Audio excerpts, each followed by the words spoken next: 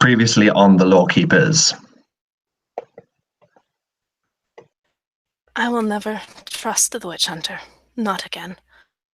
But truth be told, his betrayal was to be expected. Once a mage killer, always a mage killer.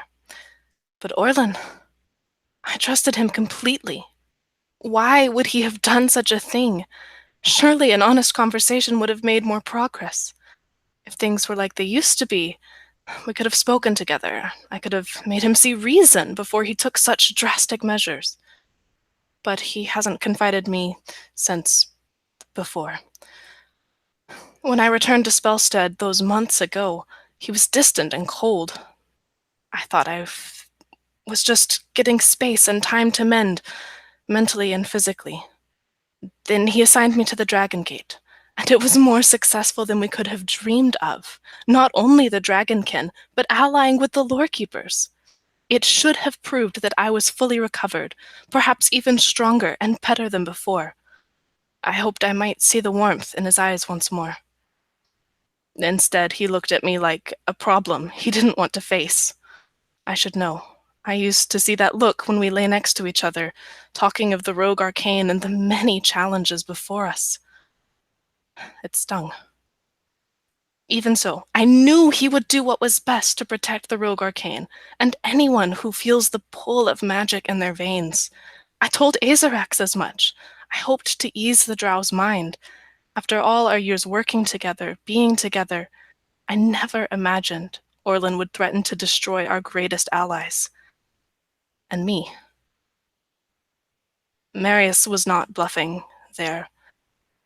In between the circles, he would have slit my throat without hesitation. And Orlin would have let me die at the hand of a witch hunter, just like my mother and the rest of the Luan. But I cannot dwell on such things. A greater threat than betrayal stands before us, and this abomination is but one foe of many we must overcome if we are to win this war. Take a point of inspiration.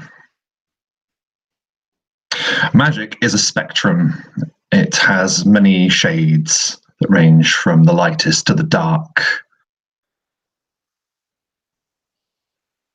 One school of magic in particular is dominant within the atmosphere surrounding Lost Kavalon, the ruined, cursed city.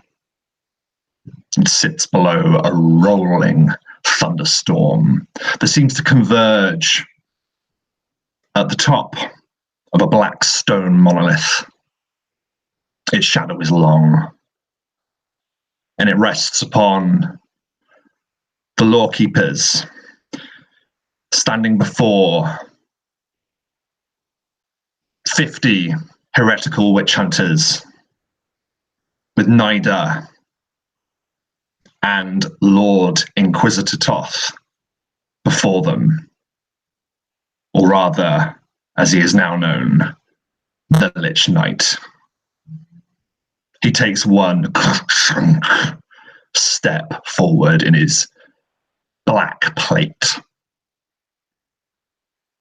It's difficult to tell through the hollows of the skull helm, but there is a glint of something there. But it is not life. It is malice and darkness and an abomination of arcane forces. He lifts a gauntleted hand and he raises it to you, Marius.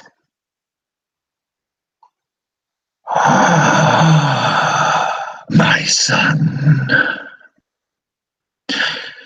it is fitting that you are here at my rebirth.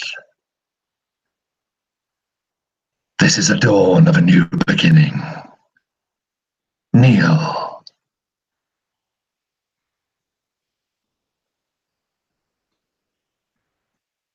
I have killed you once. We turn from the path of the witch hunters, and I will do so again. Death. It is a sweet thing It is the reward that awaits us all. And I am bounded to a destiny of thousands of death, dying over and over and over. And it will be glorious. So if you believe you can, step forward.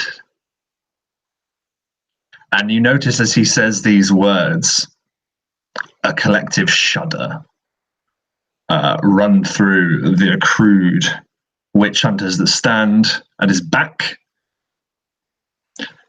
and the small number, 20 or so, that stand with you.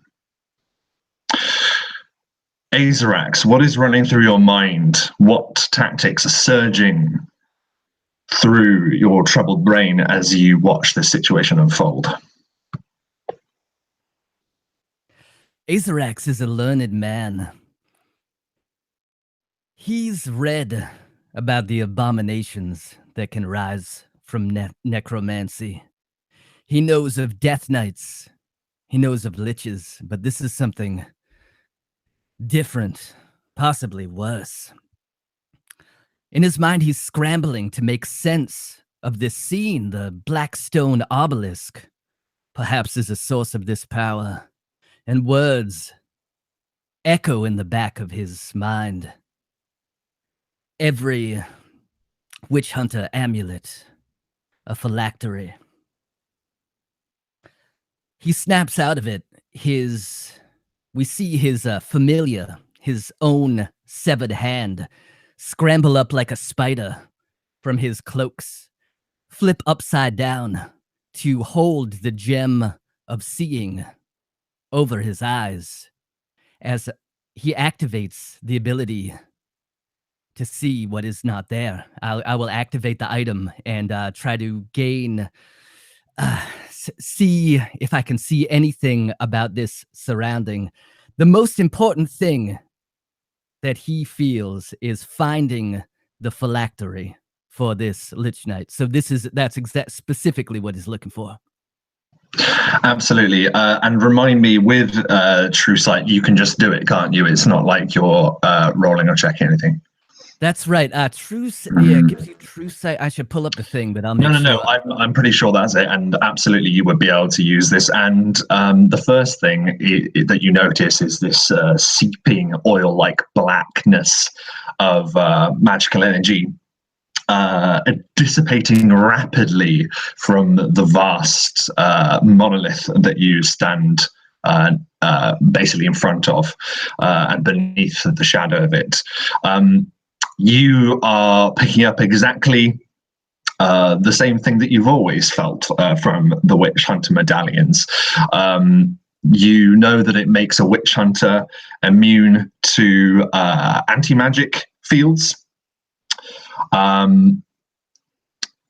But to pick out one of these witch hunter medallions amidst all of these, it's going to be difficult. Yeah, that totally makes sense. Does the Lich Knight himself seem to have one on? And if so, is the magical nature of that, does it look any different? He does not appear to be wearing one. And does it also, just a question about the obelisk, does the obelisk, does it seem like power is oozing from it to him? It's almost like the power from it has been used, and the last moments of the spell are sort of echoing through reality as it's pouring into him, basically. Yeah, Azarax would whisper to Lise, when we first met, you undid a spell that I had cast on you. Can you do that? Magic is oozing from the obelisk to him right now. I can try. We don't have much time. Azarax would step forward and whisper to the group. It's possible that his whisper will be heard, I guess, but time is of the essence. And he'll hiss. Magic is oozing from the obelisk now. Maybe we can cut it off, but if we try, there will be a fight. I was expecting a fight. Marius will say he'll step forward as well. What is it to be, my son? Tell me, will you repent? Will you return to me? Marius will look around at the witch hunters who seem to be like cowed and terrified of this thing. And he'll say, brothers of the Order of the Witch Hunters, I call on you to remember the oaths and the vows that you have taken to smite evil and witchcraft wherever you find it, to slay all apostates and to purify the land of profane magic. The order is broken. You have to take your amulets and crush them, crush the evil that grows like cancer at the very core of this once great order. This thing is an abomination. You hear a hollow rasp from the Lich Knight, who takes another threatening step forward. Toth was an imposing figure in life, and in death is much worse. There's this black-hearted aura emanating from him as he steps forward. You can see Nida behind him, looking elated. He looks to be like one of the only people here that is pleased with the fact that a Lich Knight walks amongst you. Toth gazes down upon you again, Marius, and he says, "Is it true? Do you truly fear nothing as you once professed? This is what it's all been for. Magic is chaos. Chaos is death. With my power, we can destroy magic itself. We can end this. Embrace me, my son." And he is literally walking towards you and reaching out with a gauntleted hand. Marius, what do you do as step after step he approaches? I'm going to mutter a prayer under my breath, and I'm going to just take a step forward and swing my hammer at him. And as you lift your hammer, something shoots over your shoulder and collides into Nida's shoulder. It is a crossbow bolt loosed from somewhere behind you. He gives a shriek and falls backwards against the cathedral stairs, dragging himself up to the top. Exploding out of the ground in bursts of dust are the unmistakable forces of the Drow, the Dark Wardens, the strike force that you had sent here. And now they have arrived. And with them they bring the malice and the tactical advantages of the Warriors of the Underdark. Roll initiative.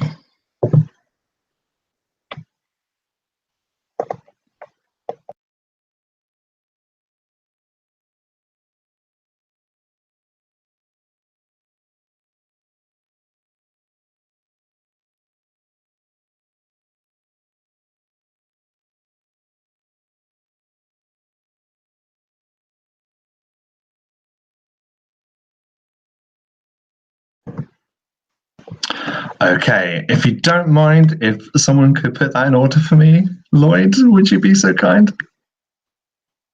Yes, do you want to? Oh, there you go. Yeah, I got it. Yeah, it's in there. It's not come out formatted the best. I'm just trying to see who would go first anyway. Oh, well, actually, I can do the Dark Wardens because they technically have surprise round. So as you're all standing there, Azrax, you see these familiar to you most of all, these being your people, striking. And at the head of their numbers, you can see Commander Deranir, the obstinate Drow commander who fought alongside with you in the end, in the Battle of the Deep Lantern. And he, with his forces, strike out at the witch hunters with another successful rain of crossbow bolts, slamming into their numbers. Panic erupts within the cathedral. This black aura emanating from the pillar seems to become absorbed by the Lich Knight, who draws what looks to be a massive sword created from dark energies that swirl from this pillar. And he moves to strike at Marius. What is your AC? It is 20 with my shield. Okay, so he is going to make... He attacks 3 times. A rain of blows. Bam! Bam! You're able to deflect 2 of the attacks, but the third manages to pierce your defenses. You receive... that is 11 points of slashing and 6 points of necrotic damage as this black energy licks at the wounds created by the steel. Taxes. You see Toth slice down at Marius as this colossal exchange of steel erupts around you. What's going on with you, and what do you do? So yeah, I think at the beginning of the battle last time, Taxis had kind of been hidden amongst the grasses, amongst the thing. So I think he's going to take more of a stealthy approach into the cathedral. At that point, he's probably not with the rest of the group when they come to the front door, right? We can say that during this time, you could have set yourself up so you're in a hidden place within the cathedral. Yeah. And Sure. So seeing Marius taking damage and getting hit, it does strike a chord with him, but he knows that like there's a mission ahead. So he's going to start pushing ahead. And from the shadows of like this corner, I think you hear a hissing sound, and then the tail comes and grabs one of these like scared witch hunters and just drags it back into the shadows of the corner of the cathedral. I'd like to grapple and then attack twice on one of these. Absolutely. So, all right, you are able to grapple him because he critical fails on his athletics. So, absolutely, go ahead and do that. So, you just hear this hissing sound coming from like one of the broken pillars behind,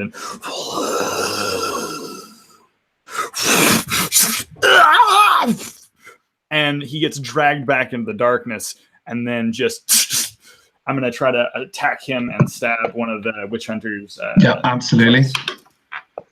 Okay. Ooh, nice. Well, that one's a crit. That's awesome. And then that one is going to be... That's...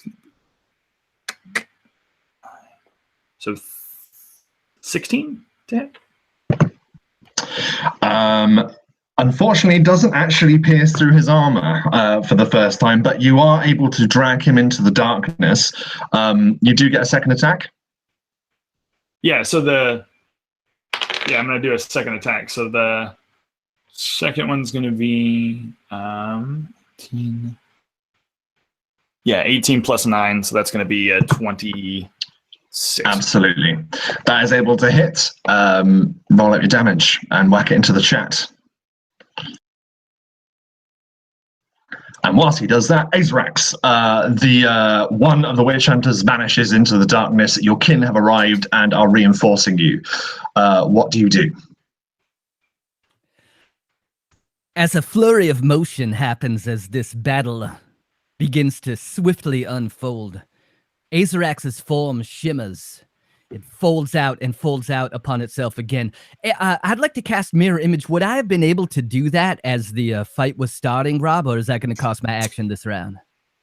It will probably cost you action this round, just because it just happened all so fast. Yeah, Yeah. fair enough. You know what? Yep.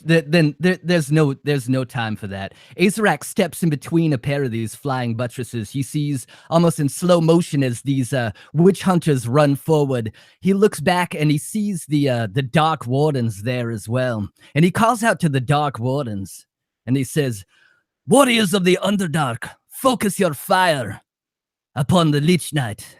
The Gloom Father has the rest of it under control." As he holds out his spell glove, we see these ethereal spiders shoot through the air, these illusory spiders crisscrossing between these buttresses, making these webs, holding his enemies fast. I'm going to cast web on the group of witch hunters. I don't know how many of them I can get. It's a 20-foot cube. But he's basically going to try to cast it at the edge of where the Lich Knight is to cut off the rest of his forces. So they can anyone in the area can make a DC 16 dexterity saving throw. Okay.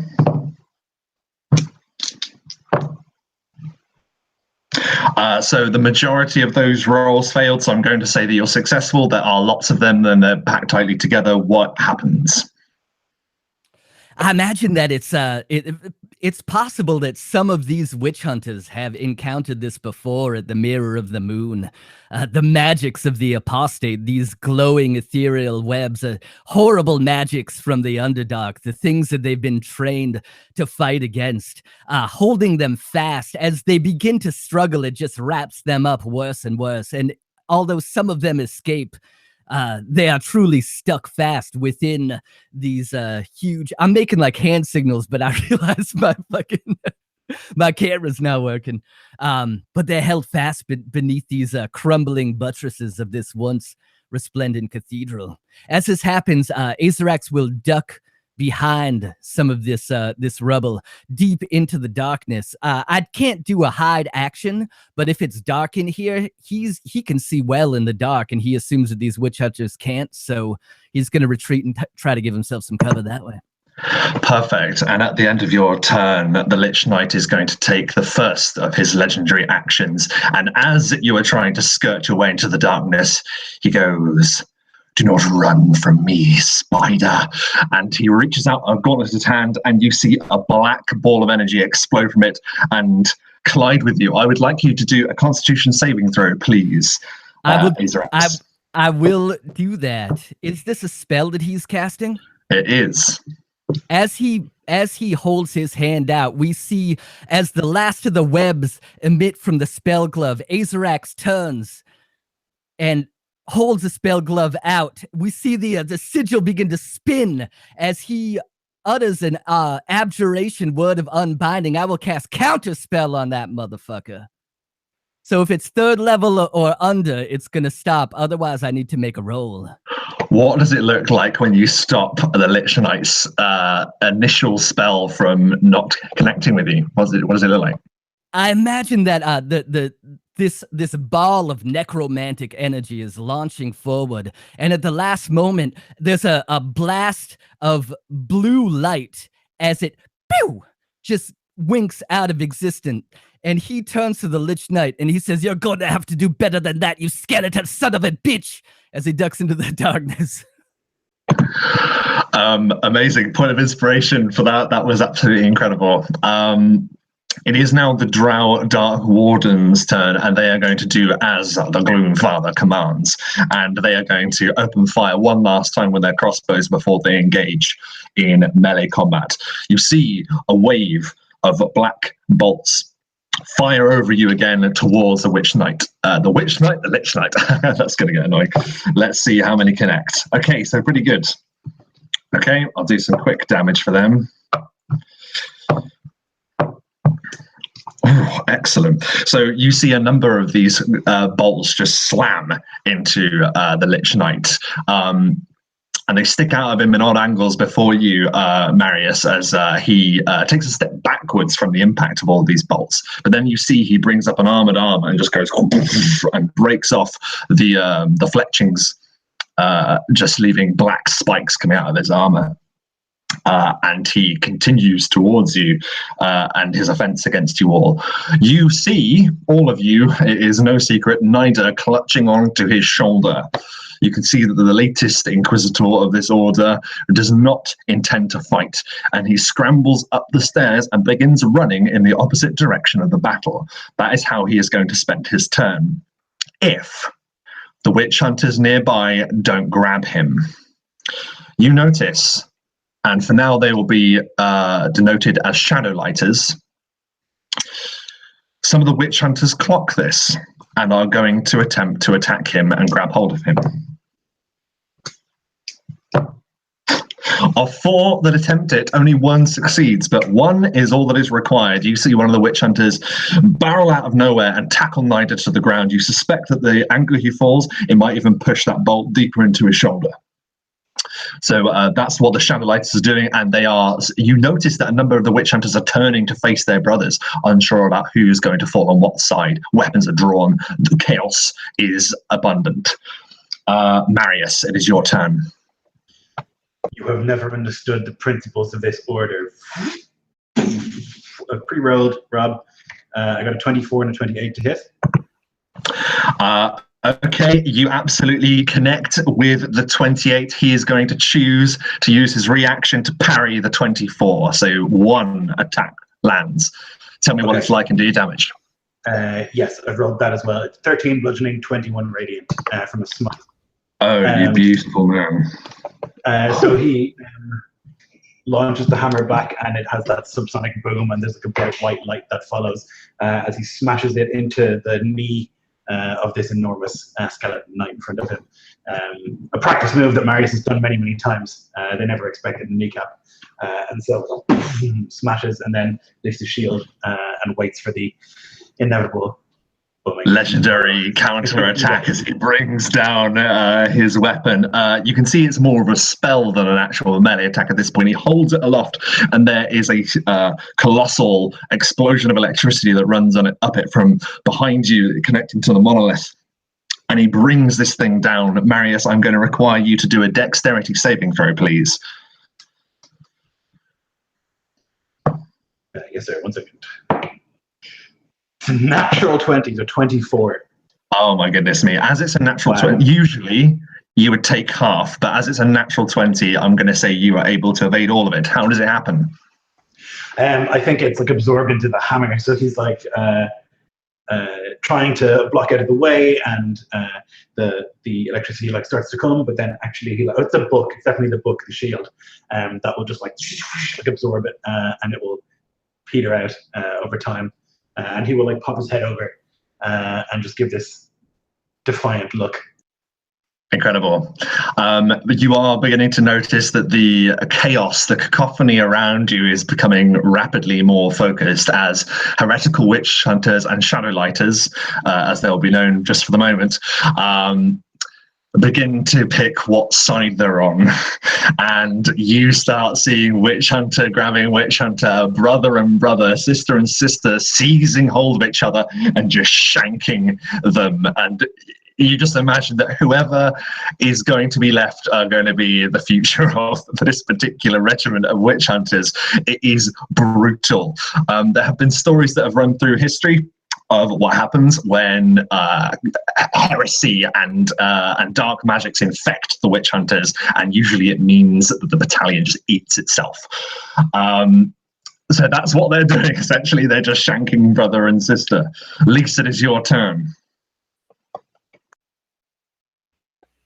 Lisa is looking at the chaos and at this man who isn't a man any longer, who would destroy all magic, who destroyed her people.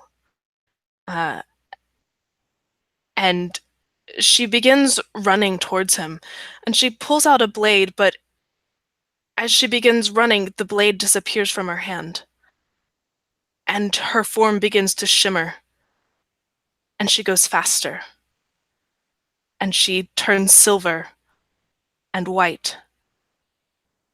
And a large wolf, shoulder high to a man, launches at the Lich Knight. It's a 25 to hit.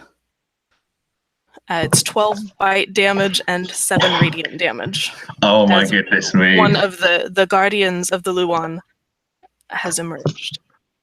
Indeed, it has been many a year since this particular transformation has taken place, but at last it arrives, and the Lich Knight is staggering back from this Radiant Wolf's attack. Excellent stuff. Is that the end of your turn? Can you do anything else, Leeks? For me. Excellent. The Lich Knight is able to shrug off this vicious assault from the. Oh, go ahead. He does need to make a. Sorry, I just was looking at the rest of this. He needs to make a DC 14 Strength save or fall prone. Okay, he certainly impacted. shall. Okay. Oh, the old wolf tackle thing. He does succeed though, so he isn't going to be going to ground just yet. But well remembered. So he's just basically struggling with this vast radiant wolf, and he basically manages to throw you aside, so he doesn't fall. And then he lifts up both of his arms and he says, "Rise." You begin to see that the witch hunters that have been shanked and put into the ground with the butchery and brutality begin to shift and begin to move. It will not be long before there is more company with you this day. We are now back to the top of the round, and Toth the Lich Knight is going to actually take his actual turn now, and he is going to try and bring down 1 attack upon Marius and 2 upon the wolf. So, Marius, does a 21 connect with you? Yes. Excellent.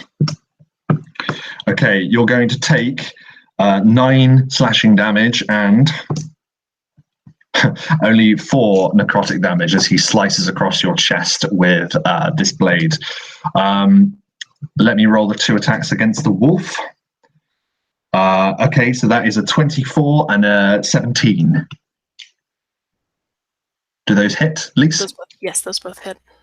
Okay, so he begins slicing down with this black blade, and in total will do, with both attacks, 12 slashing damage and 8 necrotic damage. Unfortunately, that's nasty, as he slices at this radiant creature that has exploded into the battlefield. That is his turn. Taxes, your turn. Okay, so Taxes is slowly scanning around. He's aggressive now. He's on fire. So he's starting to look around, and he sees Nida trying to run away, right? And when the witch hunter grabs him, he is like, "This is the opportunity. We got to pounce on him." I think, And so he's going to try to run up, help the other witch hunter, and I'm going to show no mercy, man. I'm going to go and do 3 different attacks. I already pre-rolled both. One of them was a crit. One of them was a 24 to hit. And then I did, the other one missed, but all in all, 45 damage altogether. Excellent. That's fantastic, Chad. Thank you very much for doing that.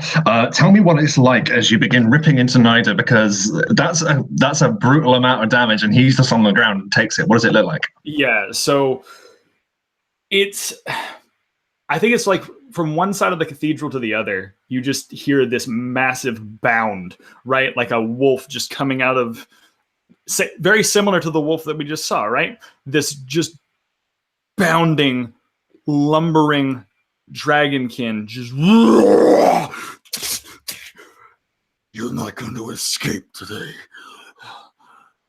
And beneath you can just hear the startled, anguished cry of Nida, who's trying to protect his face and his vital organs from your clawing. Excellent stuff.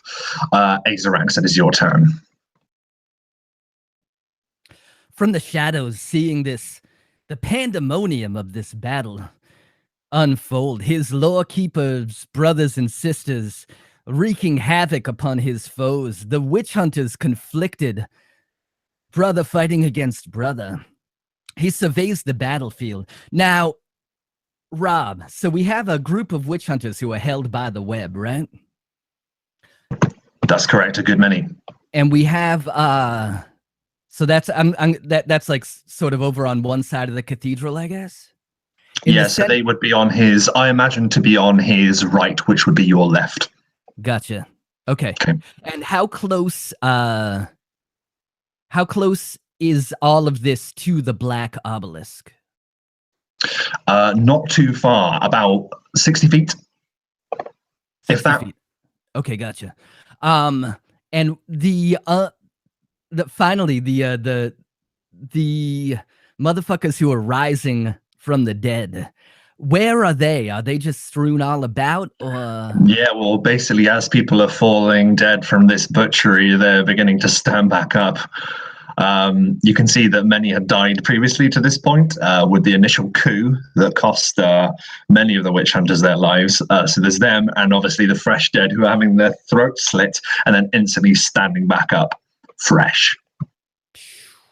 If there is a larger concentration of these motherfuckers, I hate to blast other witch hunters, but this is war.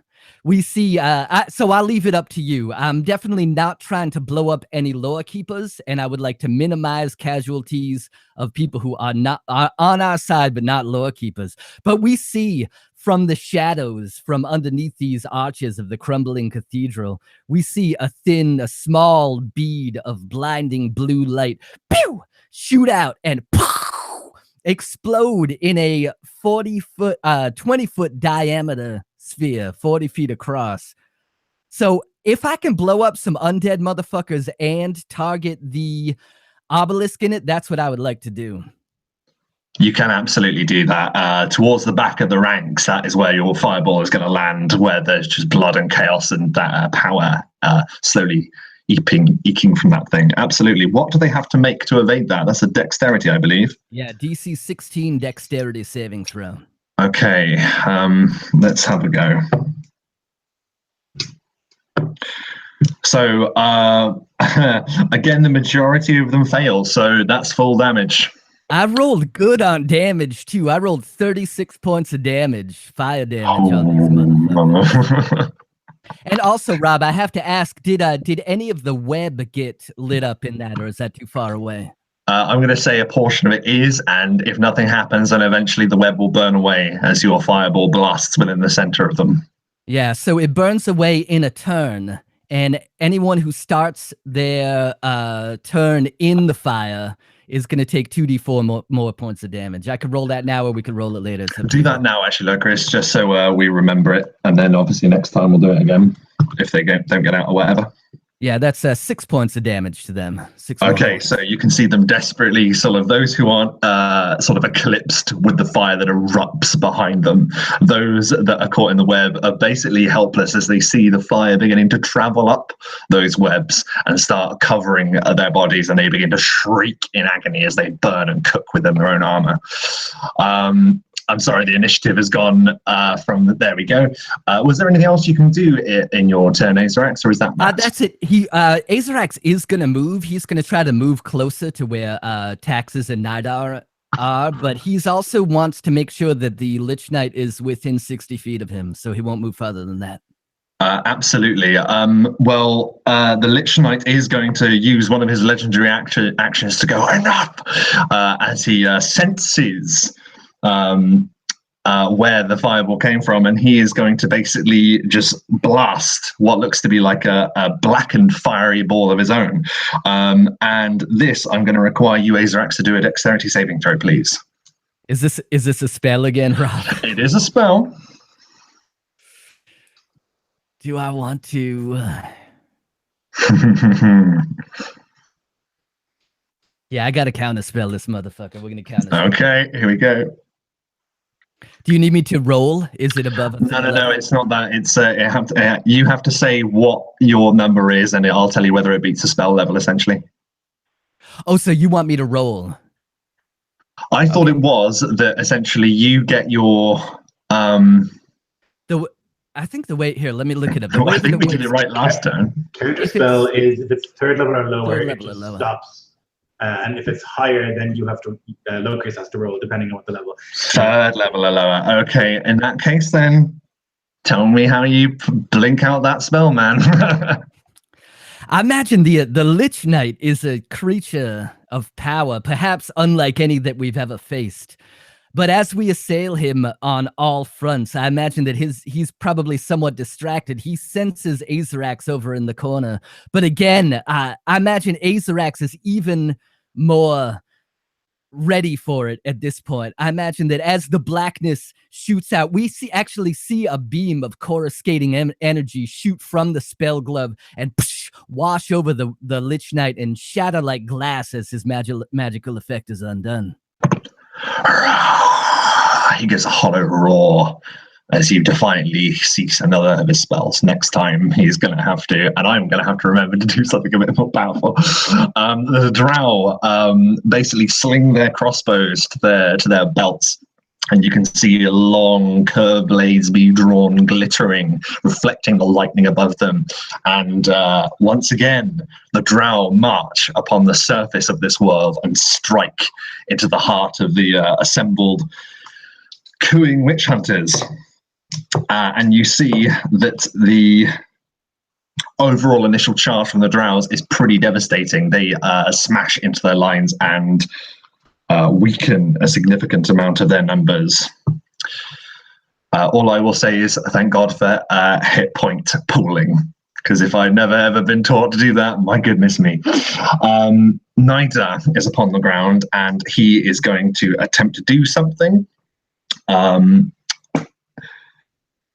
Taxes. I need you to give me a... It's going to have to be an athletics check, which I believe is going to be pretty good for you, but give me a roll of that, please. You got it, brother. Hold on 1 second. No worries. So that's going to be... Ooh, but I have proficiency. Hold on. Let me try again. Okay, yeah, no. So 18? Just short of what you need. As you're clawing into Nida, he is able to hurl you off, and then he looks backwards, sort of over his back as he lies on the ground, and there is a as he is able to misty step 60 feet away from you, and is basically doing his best to just get out of there. Like he is not happy. You can see blood running down his back as he attempts to make his escape. Right. The Shadow Lighters, as it is now their turn, because I had to roll for them as well, they unfortunately aren't able to grab hold of him as he makes his spell attempt. And so a few of them are going to pursue, but most of them are going to turn and begin attacking the witch hunters that have their backs to them, essentially, in this chaos. Marius, it is your turn. Fighting with the mute button. Yes, so Marius pops his head up over the shield again, and I can see that there's a giant wolf now helping, which he's pleased with. You can see the chaos all around. He's focused on killing this abomination, this desecration of what his order stands for. It's pre-rolled. I got a 25 to hit on the first and a crit on the second. He can't parry the crit, so he's going to parry the other one, so that's just the crit. Roll it up. I have pre-rolled. It's 24 bludgeoning damage and 61 radiant damage. Oh my god! Yes. You're doubling that for me, right? Yes, that's double. No. That's 61 from me. So if you yeah, that's fine. That's fine. It'll be 122. I was just like, that's a lot. It's not okay. Jesus Christ. Mother. So yeah. I also cast a spell as a bonus action. Okay. Divine Favor to give me plus 1d4 radiant damage. Excellent. Oh my goodness me. Well, tell us a bit more about it, because like that was just insane. Like, what does it look like as you connect? So he's like praying as he goes to the old gods, Athos, and the ancient gods that he knows now and that he has found since he's abandoned the God King.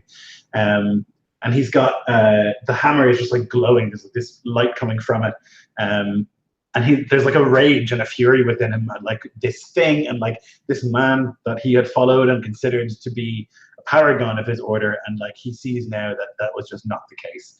That this man never understood what the witch hunters were about. That none of them understand what the witch hunters are about. It seems that he's the only one who gets it, and that like fills him with this holy rage, and it explodes out of the hammer with a and just smashes them. And Athos smiles, the old god of death, perhaps favoring you a bit more than a lich at this time, such death that you can deliver. But not for him just yet. As he staggers back, you can see gaps in his armor glowing as this radiant aura that you've left upon him is burning into him. And he goes, Marius, this is the beginning. This is, and he hears Nida's cry from behind him. And he turns. Taxes, I need you to give me a charisma saving throw, please. Charisma saving throw? Okay. Yes, please. Oh, joys. Now, I guess I have to ask, though. Okay. Well, that's going to be a 12, regardless. But if he is in rage, right, I believe I don't. Well, let me check. I just want to make sure. Do you get? Do you I get? have? Help you with saves for charisma. It doesn't know, but you do have inspiration, Chad. But I do have inspiration. So yeah, I will use that then.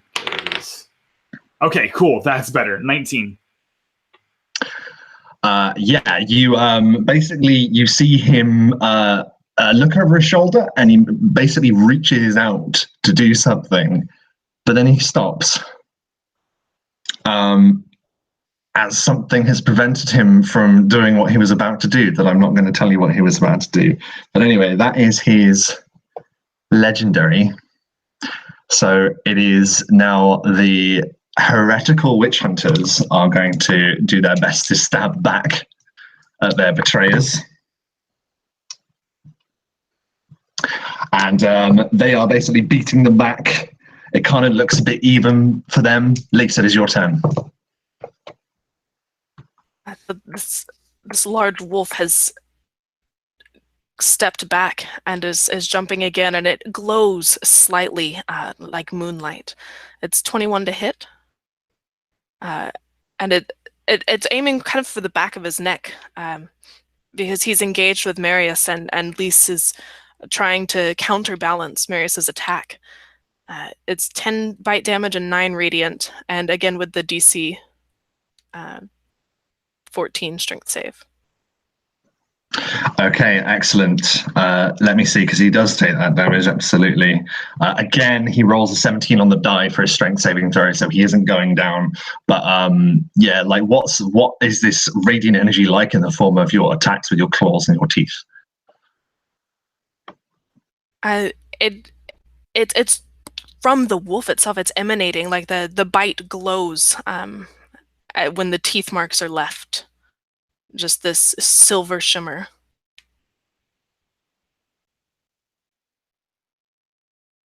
There you go. I was struggling to unmute there. Amazing.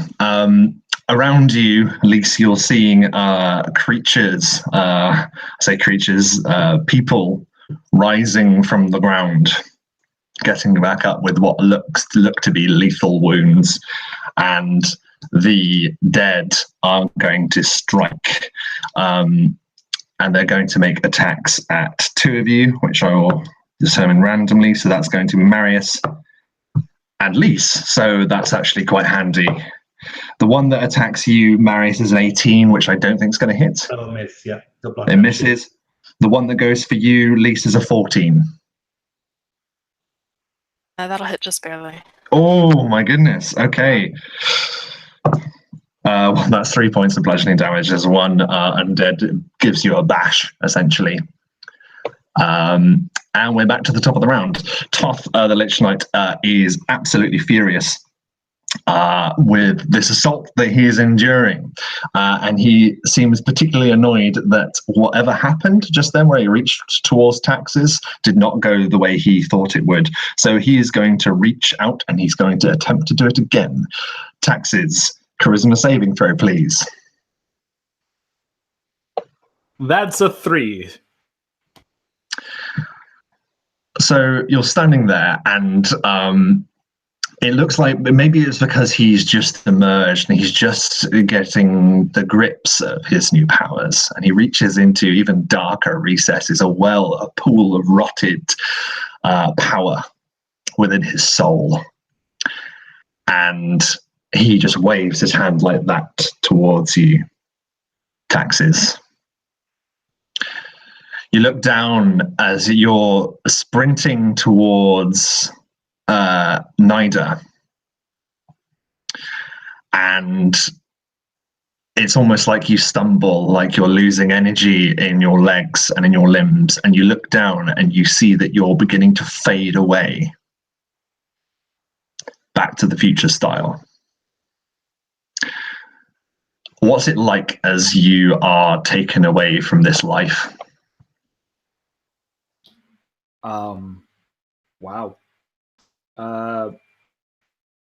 There's nothing but fury and rage for a moment, because I don't think he even realized that Toth was doing that.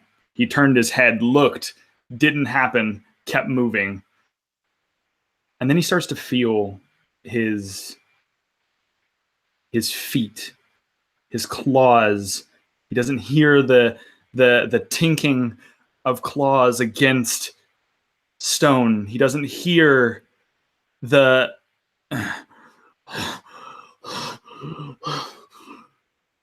his breathing gets heavier. And I think it's almost as if he's getting ready to just lunge himself at this obelisk, right? Like he's getting ready to just full on bore into this. And as his hand goes up to strike, dust. And then he looks back to the remainder of his companions, like just confused and bewildered, like I have no idea what's happening. And the maw of his face fades into dust. And Taxes vanishes from this existence. You watch as Toth basically reaches out, and on the wind, no more than a gesture, he's gone.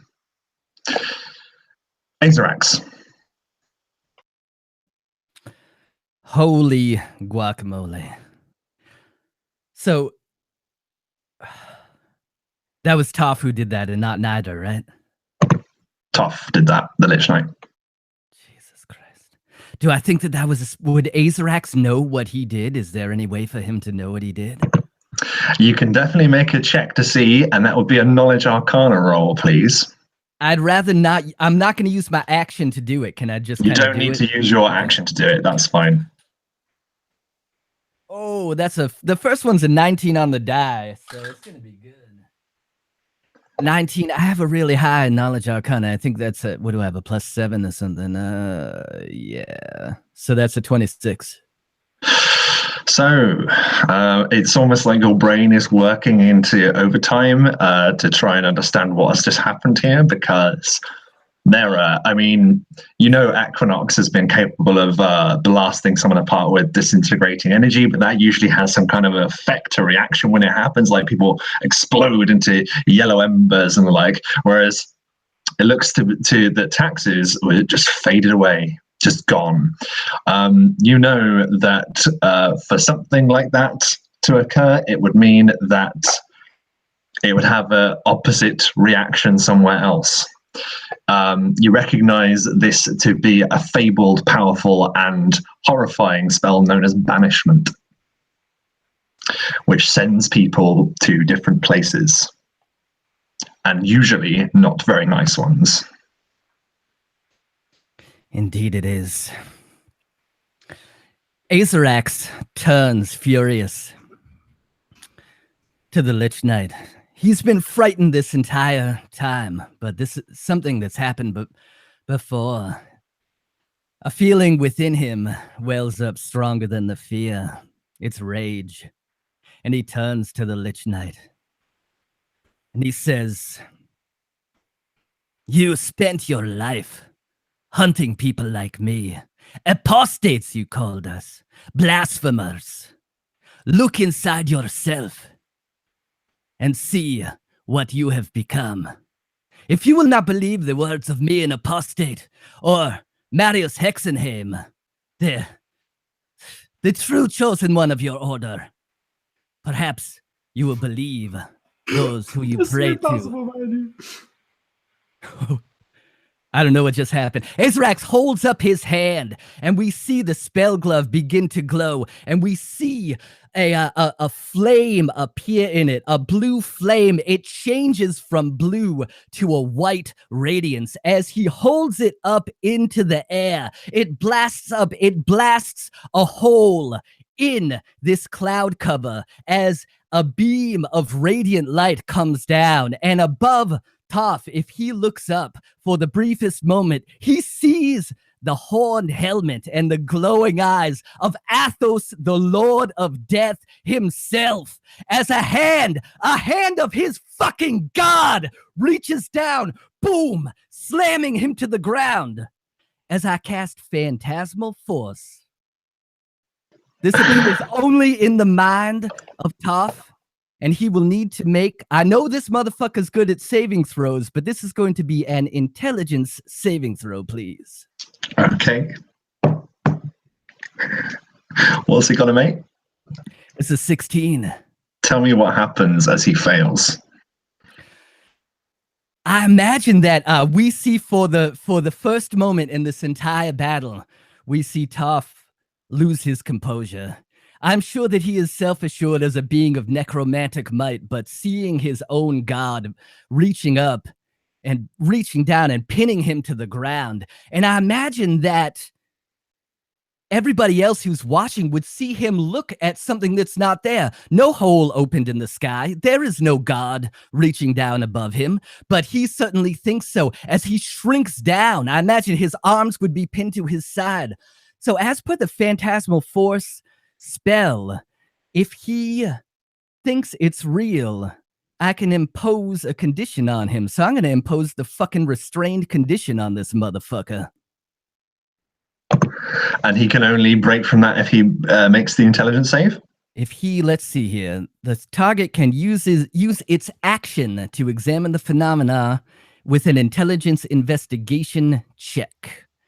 Is there an end of the round? I don't think so. I think it'd have to be on his turn. Yeah. Oh, okay. Well, okay. We'll say this then. Absolutely, he is pinned, and he's basically forced to a knee because I like the imagery of him bowing before this god of death that only he can see. Yeah, that's amazing. Is that your turn? That's it. The webs will disappear as he casts this spell. We see them unfurl, and he will continue his movement towards Nida. He doesn't want Nida to completely escape. So I imagine, is it maybe he's like behind the obelisk? Can I get behind the obelisk? You can absolutely get behind the obelisk. You know that Nida basically darted out from a wrecked, ruined part of the cathedral, and he's just basically running into somewhere in Lost Kavalon. But you can still see him. Gotcha. So he's he's probably outpacing me, but Azrax doesn't want the gap to completely go away. For sure. Perfect. Amazing. Just amazing. I did do a bit of rolling. So the drow are basically locked evenly with the witch hunters that have met them. The witch hunters appear to be fighting back. The drow obviously incredibly good at striking fast, but witch hunters are much better at holding the line, it would seem. So there is a balance there. Obviously, the witch hunters have threats behind them as well as some of their own number killing them. It's just absolutely nuts. Nida is going to continue running. He's just like full on dashing, and at this point, Azrax, he disappears around the corner. Also, the Shadow Lighter is going to do a quick roll for them. So the witch hunters that stand by your side in this conflict are basically have the advantage because they're behind the one. They're basically the witch hunters that heretical are fighting on two fronts. So they're doing pretty well, stabbing and shanking into their forces. Only half of them now remain of your enemy. Lisa, it is your turn. Did you skip Marius? I did. Apologies, Marius. I'll forgive it this once. Marius is going to see the Lich Knight standing there, like looking up at this thing, and sees an opportunity. He's going to leap up and actually going to take the hammer in 2 hands and strike down. I got a 21 and a 27 to hit. Well, as he's currently under the restrained thing, I believe that means you auto crit. Is that correct? That's paralyzed, unfortunately. Yeah, no, I don't think I can paralyze him. but Okay, it's- that's fine. It's advantage, but do you have your holy thing going anyway? Yes, I do. Yeah. But he has disadvantage on attacks, which is super good. For sure. And he can't move. His speed is 0. 21 and 27. Well, no, he can't use his reactions if he's locked by that, so absolutely can't parry either of them, so both connect. Glory. Okay. So in that case, then it will be... do you want them separately so you can deal out the figure stuff? So the first attack was Sure. 14 bludgeoning, 17 radiant. The second one was 15 bludgeoning, 17 radiant. Amazing. And for the record, I forgot to answer you in the chat, mate. That is doubling, but I've been doing it so far. Okay. But if you want to do that next time, I'm sorry, Sure. I forgot to respond to you. But yes, that is doing double. That'll be 34 radiant for each of those. So Yeah. he grabs the hammer, leaps up into the air, and maybe he puts his hand on the Lich Knight's shoulder, and he's just swinging this massive, ridiculous because he sees that he's not responding and not moving quickly. He can take the run up and really go for it. So he's just hammering as hard as he can. Absolutely, and you see him sort of staggering, rolling back in his confused and ensorcelled state as you are pushing against him. Okay, now, sorry, I did the heretical witch hunter's turn, so now it is Lise. Marius is wailing away on Toth as he stands there, seemingly frozen by something, and Lise again goes for the back of the neck, and the jaws clamp right at the base of the skull. It's a natural 20, Rob, and it's just so. Okay. Is that? Do I double all the dice and then add the modifier? Everybody does it a little different. Roll your dice twice. That's why I say it. All the dice that you roll it twice, and then add your modifier. It's 19 of the bite damage. Yep. Ooh. This is really quick maths for me. I'm very proud. Yeah. Counting the fact that it's radiant, that's going to be 36 radiant damage. Oh my goodness me! You're tearing him apart. You're tearing me I've apart. already doubled that, so you don't have to double it again. But That's I gathered you had done that. Yes, absolutely. So what does it look like? And it's going to be his turn next. But just tell me what is happening to him as you smash into him. I think for a moment the wolf hangs on, back paws barely reaching the ground, and there's this kind of ripping sound as a chunk of the dead flesh comes away in the wolf's jaws. Oh my goodness! And there's this from the Lich Knight as you tear and sunder at his rotted undead flesh. The undead of the rising are going to be attacking.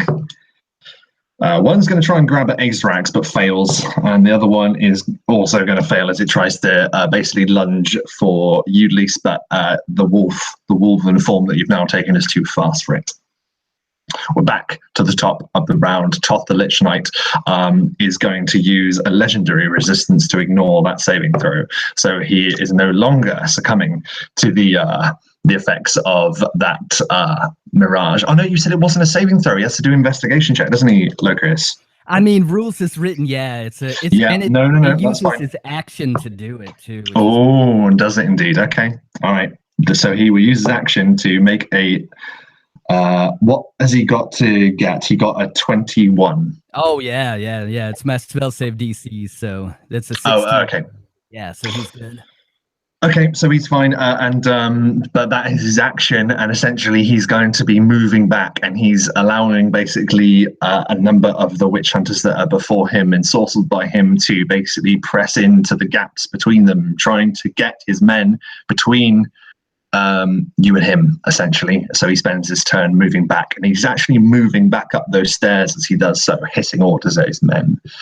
Taxes.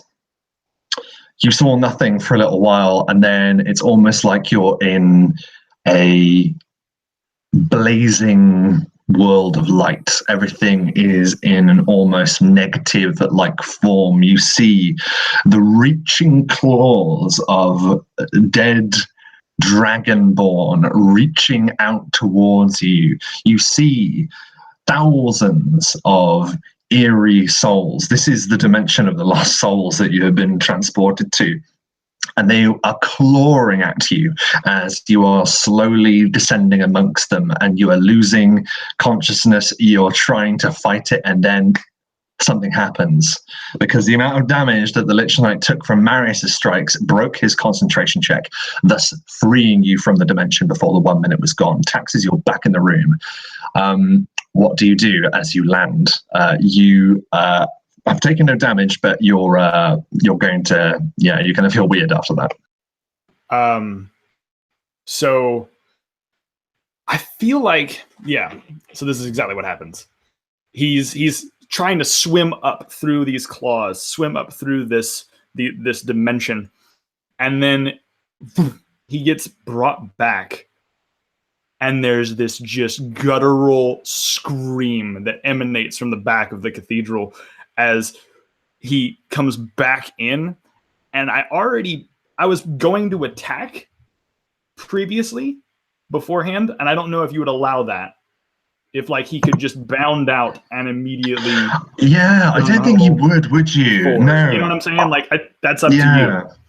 I tell you what you can. I think that's fine. So that's your turn, basically getting out of it. I like that idea.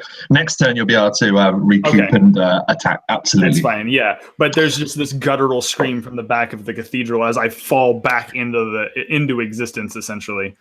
Absolutely.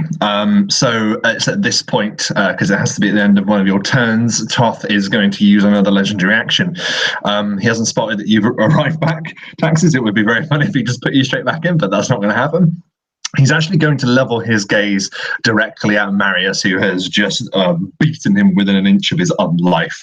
And I'm actually going to have to ask you to make a dexterity saving throw, please, Marius.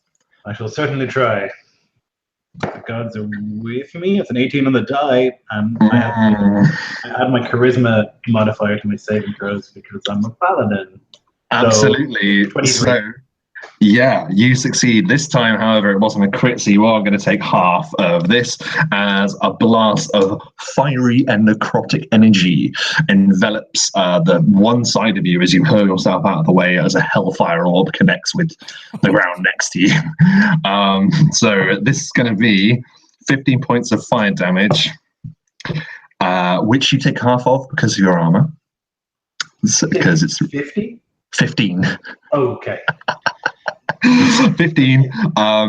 So so like I've halved it for you essentially. So you're taking 15. So you're taking 15 of that and 11 points of necrotic damage. Oh my giddy aunt. Okay, so smashes him, maybe like pushes the shield against him. He like breaks some fingers as he like stumbles back, smoldering on the ground. On the ground? You mean he's down? No, he's still alive. He just fell over. I was like, did you mean he went down? I was like, no. Oh no. Oh well. Perfect. Azrax, it's your turn as the legendary action is done.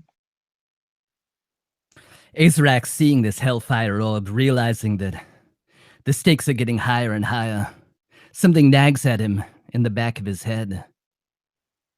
Why would Toth go after Taxes? Because Taxes was going after Nida. And if he was going to give his phylactery to someone, who better to give it to? So he runs up to Taxes. He holds him. He grabs him by the shoulder. And he says, "Be a dragon, my friend. Kill the fucking Lich Knight." As they both lift into the air, as I cast Fly as a 2nd level spell, Azrax shoots out the back of the cathedral going after Nida. And Taxes, you have a 60-foot fly speed now. I love you. That's got to be the most terrifying thing I can ever think of. Someone's trying to run for their lives with an arrow in their shoulder, and two people come flying after him into the darkness. That's crazy. What's your fly speed, by the way? Did you say 60 feet? Yeah. But Azrax will turn to Taxus. He'll say, "Take out the fucking Lich Knight. I will get Nida. Take out the fucking Lich Knight." Oh, I see. Okay.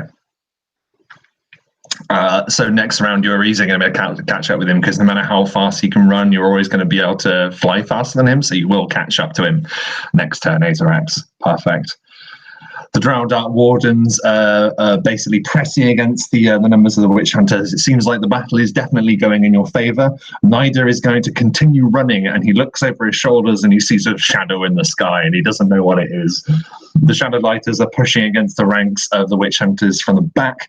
It looks like this is all over. Perhaps one more round in this fight, we shall see. Marius.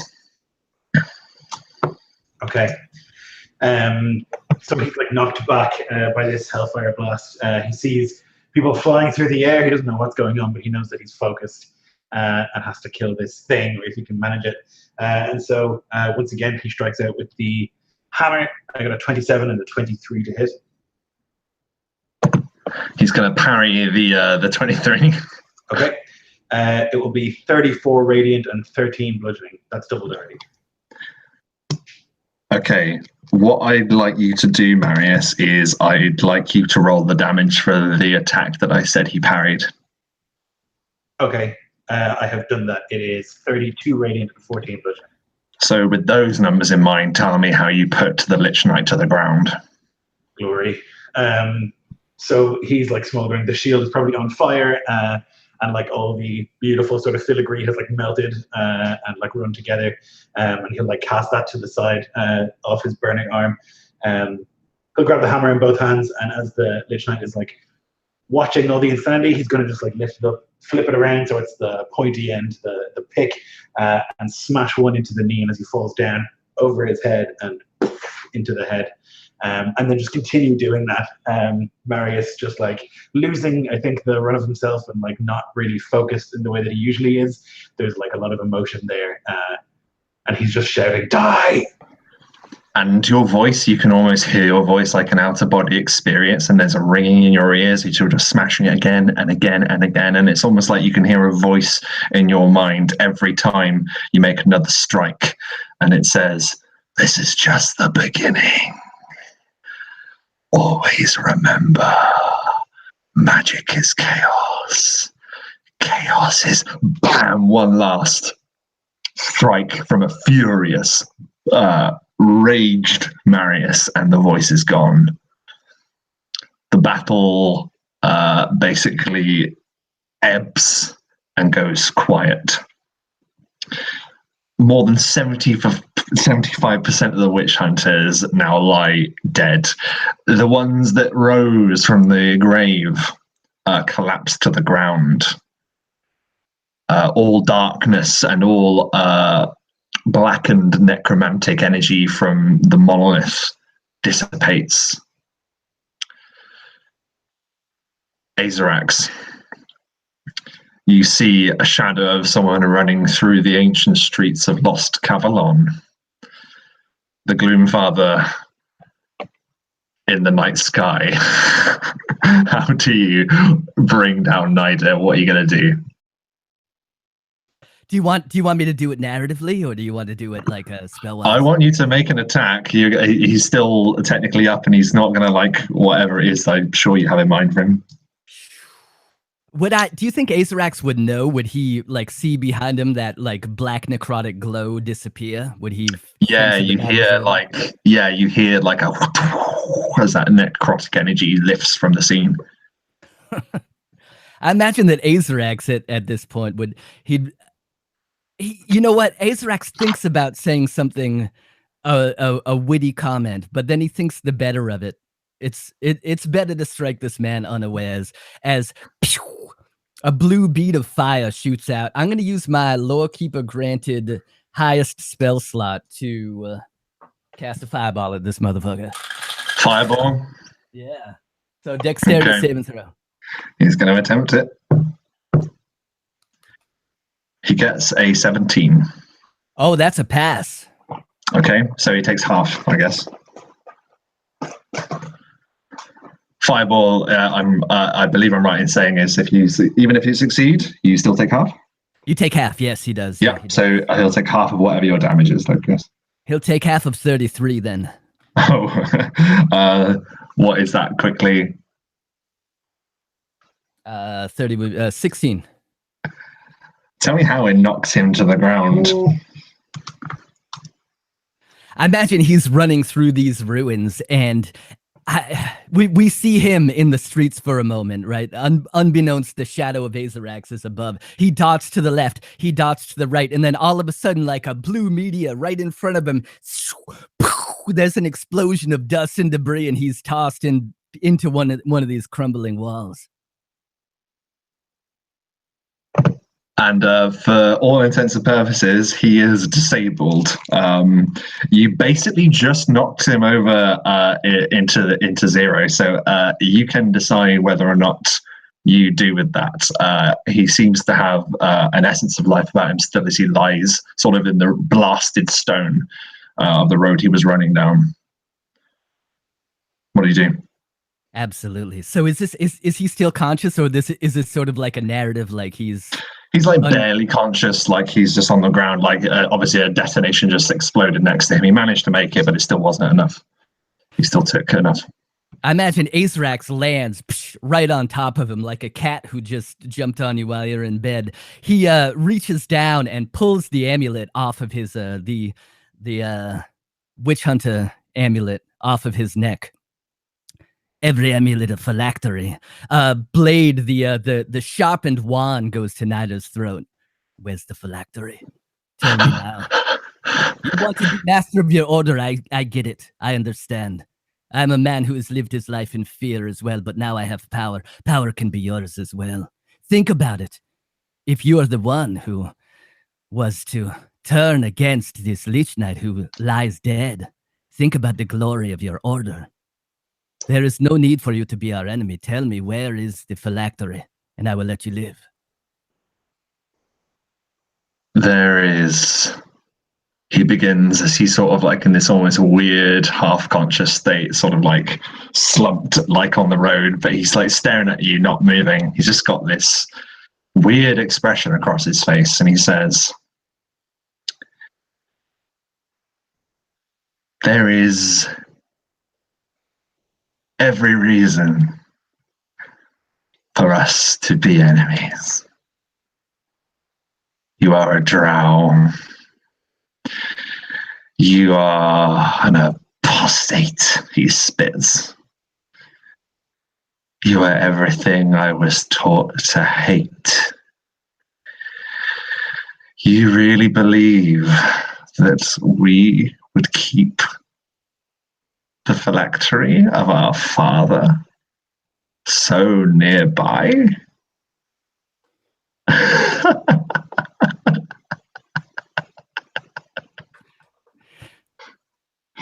And he basically just starts shaking with laughter on the ground.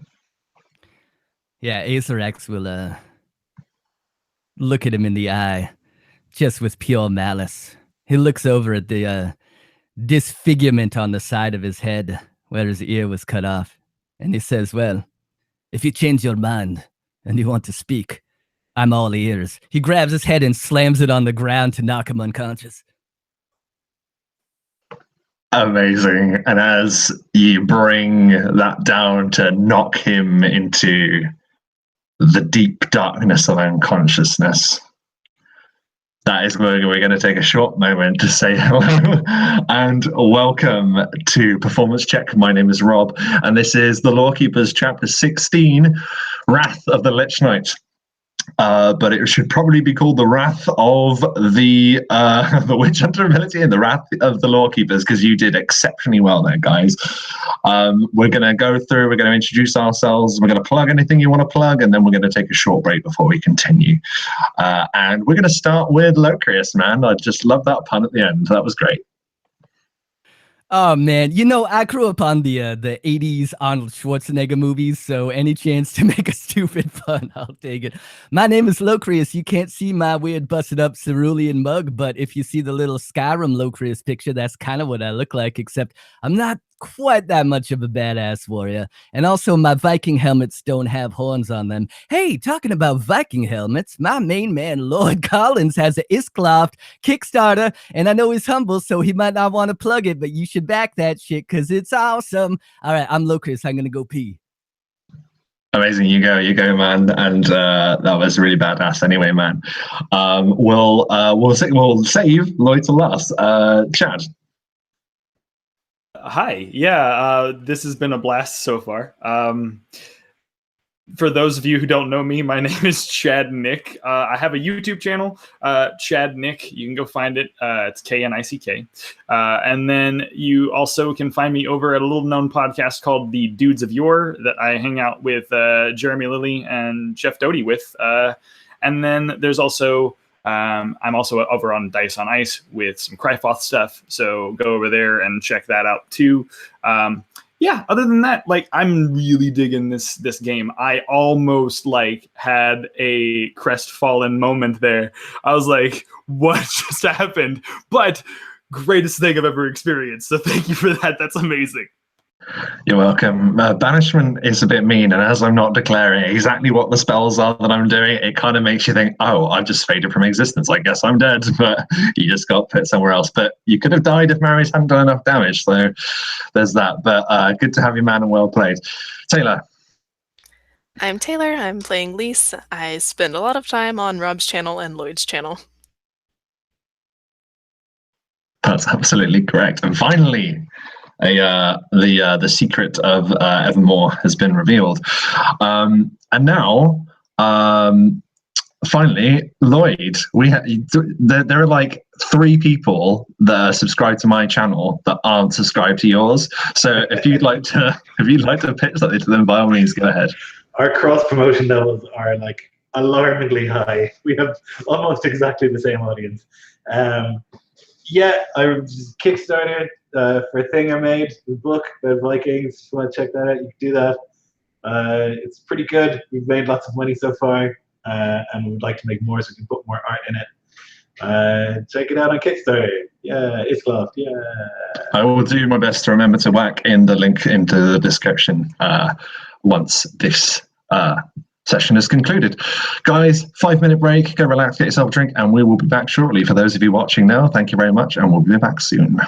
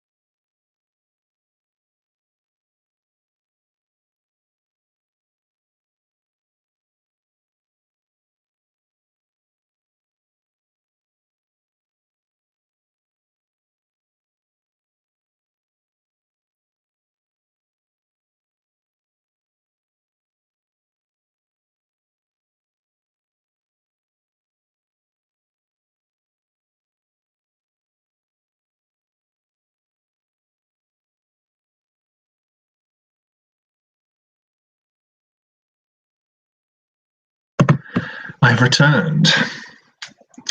Goodness gracious me. I hope you're all well, those of you who are watching live and after the fact. Let's see who we got. No Carol. No Gamers Theatre. Louis Gunboss. Hello all.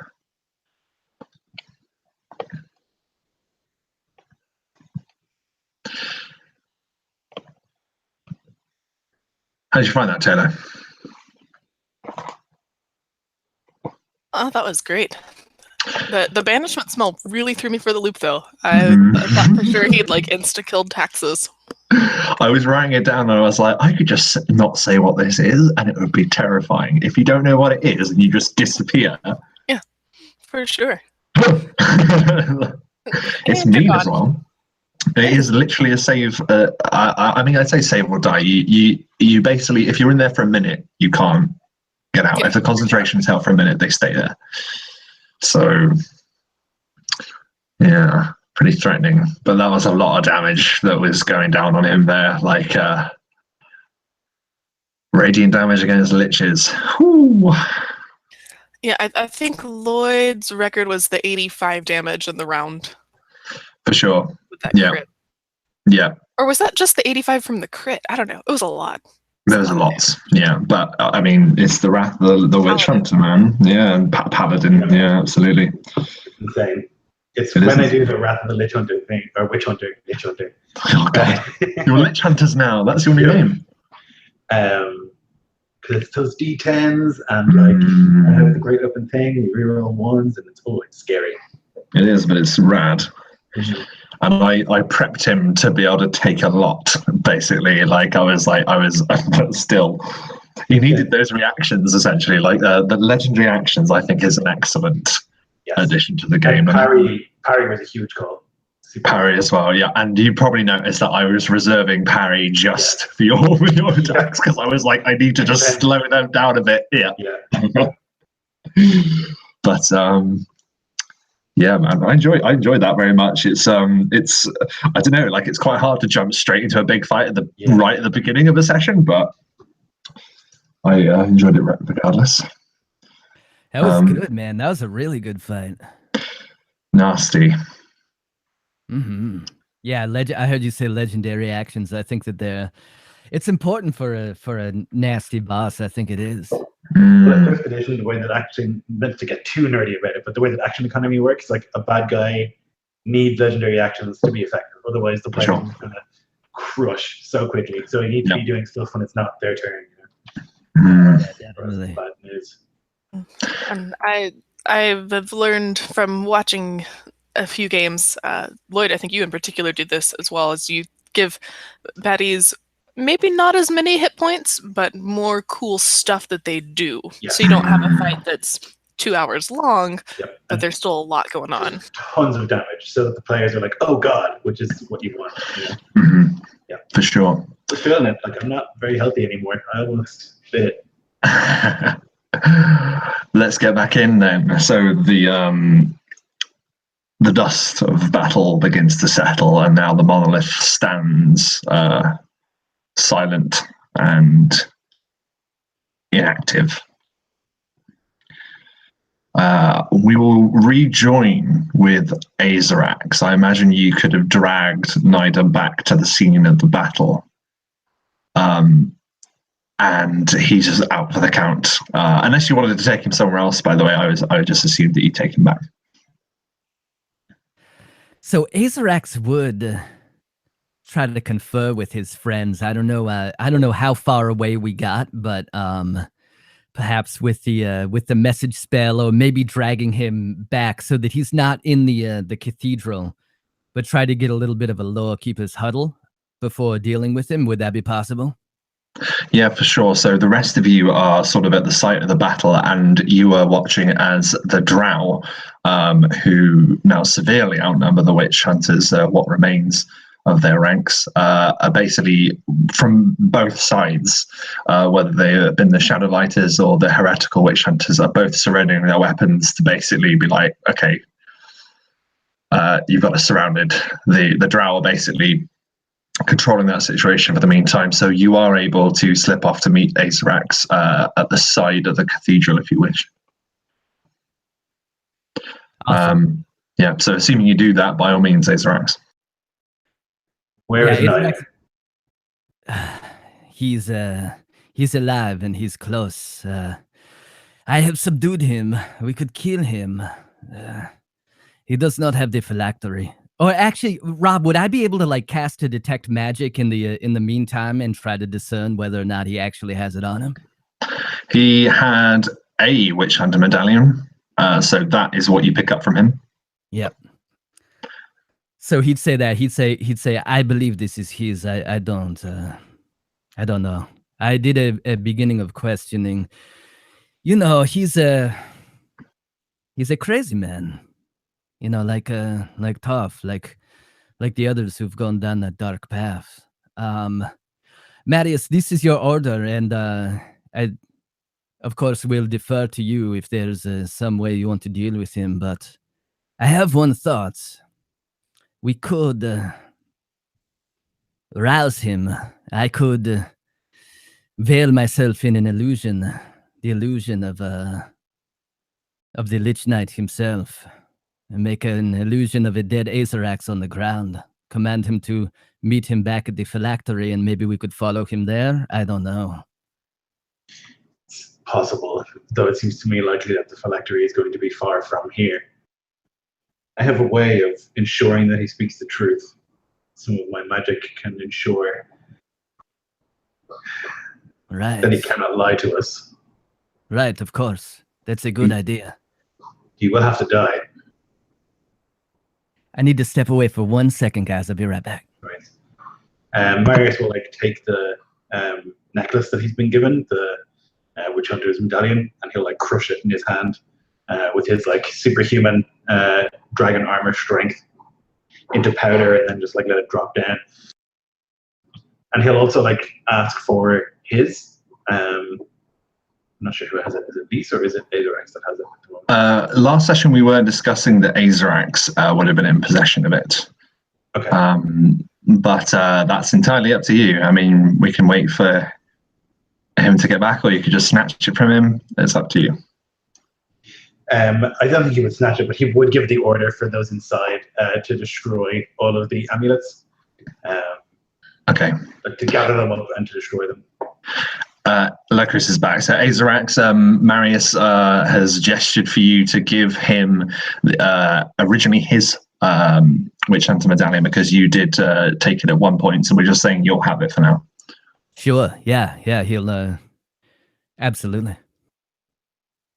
So I think Marius like orders everyone, all the other witch hunters, to destroy their amulets, and then destroys Nida's. But then he holds his own, and he like looks at it for a moment and thinks about like his life up to this point and how this amulet's been through it with all of him the whole way. And he like looks away and crushes it and like throws it down to the ground. Yeah. You notice as you crush each one, there's like a and almost like the disruption of a very simple spell. That's the dangerous thing about it. A very simple spell is dispelled from it. And you stand in silence. Taxes, what's running through your mind after that near death or in death experience, I should say?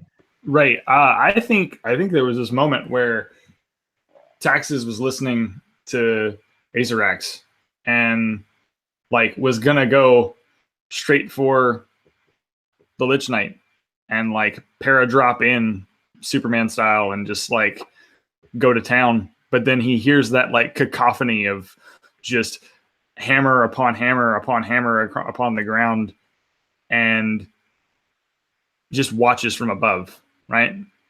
He doesn't just drop in to attack. He just watches from above, make sure it gets finished.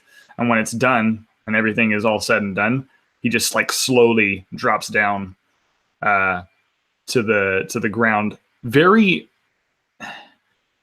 very mystified and kind of like weirded out because he doesn't fly on a regular basis. And so there's this moment of, I enjoyed that, but like, I don't know how to feel about it. And then he's just joining the group, and I think he's just like, he rolls his shoulders and I'm just glad to know that that's over. You want me to destroy them? We'll put them in a burn pile and I'll set them on fire.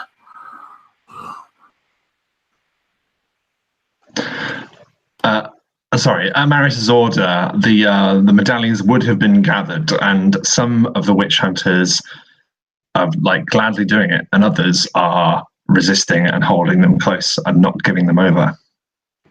Okay.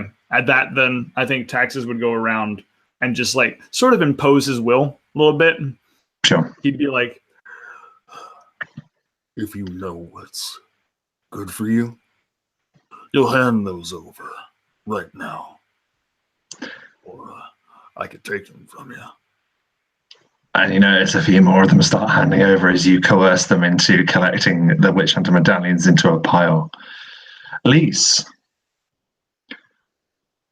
what happens? Are you still in this form? What's happening with you right now? I think it lasted perhaps a few moments after the battle seemed to be won. And then there was this moment of hesitation before Lise stood up, no longer in this lupine form. And she's just looking at her hands like she hasn't seen them before. And she's looking at her feet and just shaking her head a moment. But she will go about and assist Taxes with gathering the amulets. And Marius is outside with Azrax, right? Yep.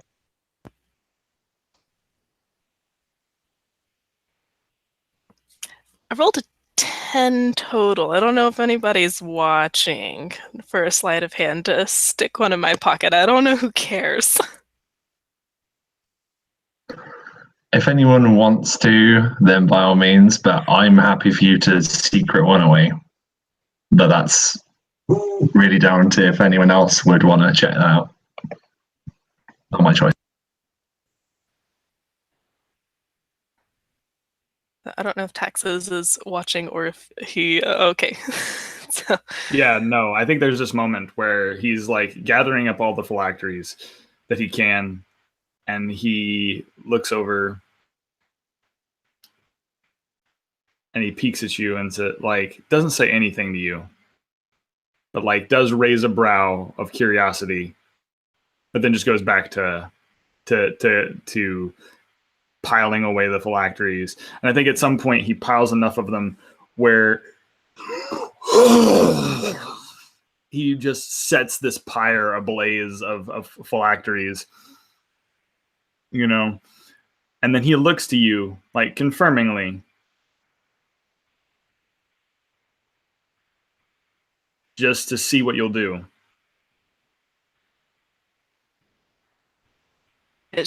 She catches the meaning in his look and shakes her head, almost embarrassed. You see her cheeks flush a little. If the rogue arcane can replicate this kind of a spell, it could help us against any future witch hunters. Not the phylactery, obviously, but their magic, the way they suppress it for others, but not for themselves.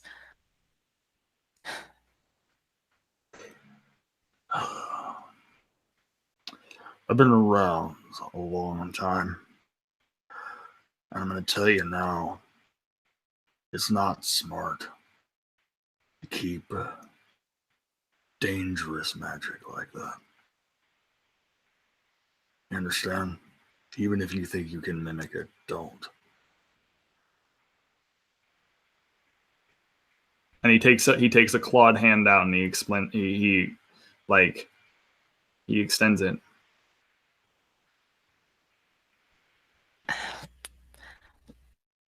But if I could also send it to Orlin and to the others Orlin? as a sign of good faith. Orlin?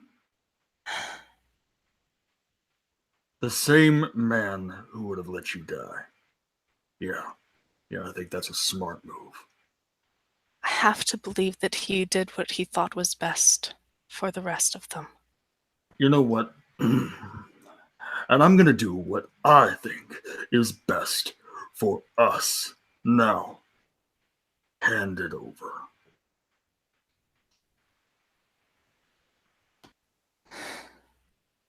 Very well.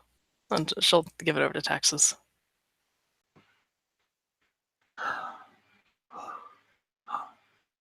Thank you. Smartest decision anybody made all day.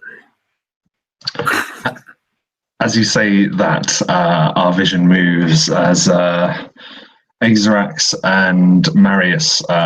You can now stand over the recovered and unconscious form of Nida.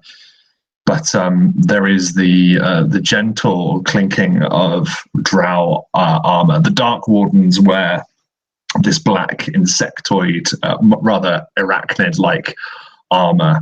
And Deranir, the drow commander who was with you at Talazan, ushers forward a witch hunter that you might recognize the face of, Marius, but never really dealt with. A man named Hadrin, who served under Horus Shadowlighter, the man who began the coup and paid for it with his life. You sorted that. And Deranir says, "This is for you to decide what is to be done with them. We have done as we were asked. The best of our kind moved here to help, and we continue to do so. And we are grateful. When there is time and it's prudent, I would speak with the Gloomfather. There is a matter that we must discuss."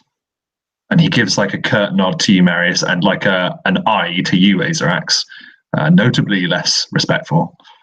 And he sweeps about his cloak behind him, and he leaves you with this Hadrin, who is just staring, looking a bit despondent.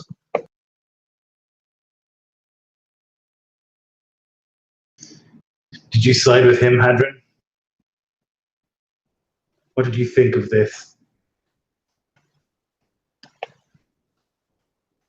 Hadrin may share a number of your qualities. Another individual who entered the Witch Hunter from a rich, powerful house from the land of Scania.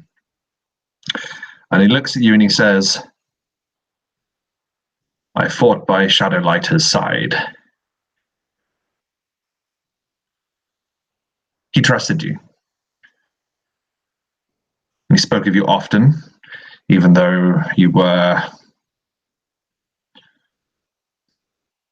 rivals, I suppose is a strong word. So I fight with you, as do a number of us.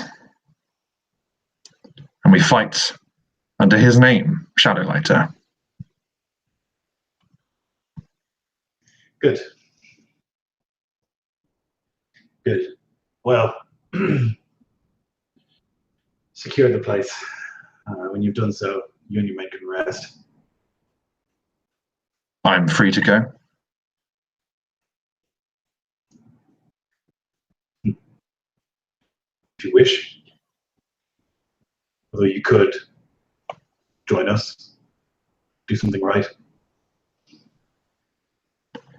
I will count those who are loyal or disloyal, depending on your outlook on the situation. There's only one correct outlook on this situation. One of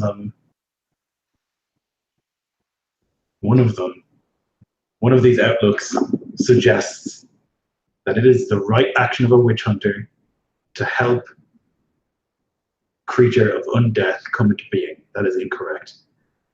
You know that, and I know that. And those who would think that way are not witch hunters, they are monsters, and will be dealt with as such. He gives like a... Sorry. I don't mind swinging the executioner's sword and dealing with those. But you seem like a good man.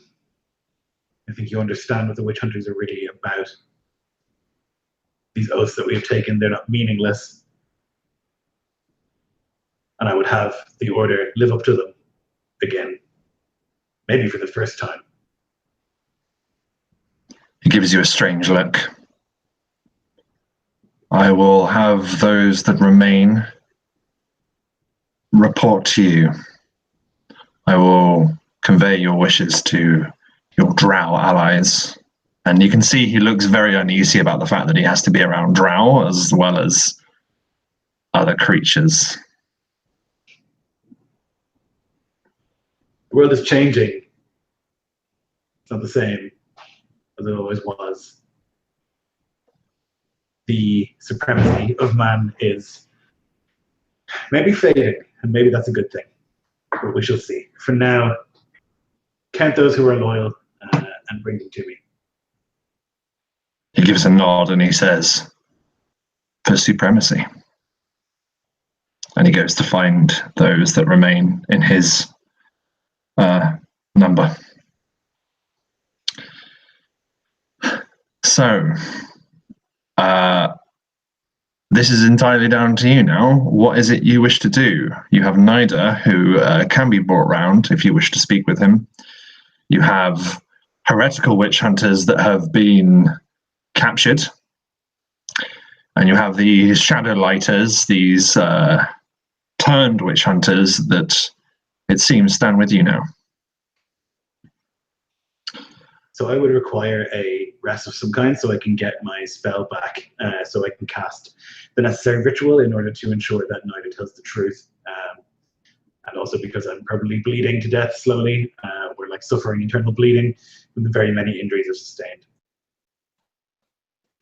The drow will, they'll actually set up within the catacombs. You can see part of the ruins, the floor is blasted out, and there's a place where they can make defendable, which is beneath the surface of the ground. And they can actually set a camp here. So you're all able to take a rest. But during this time, there is much to be spoken of and much to be planned. So during this rest then, and whilst Marius, I suppose you concentrate on getting those spells back, as you all can. Azarax, what is it that you're doing during this time?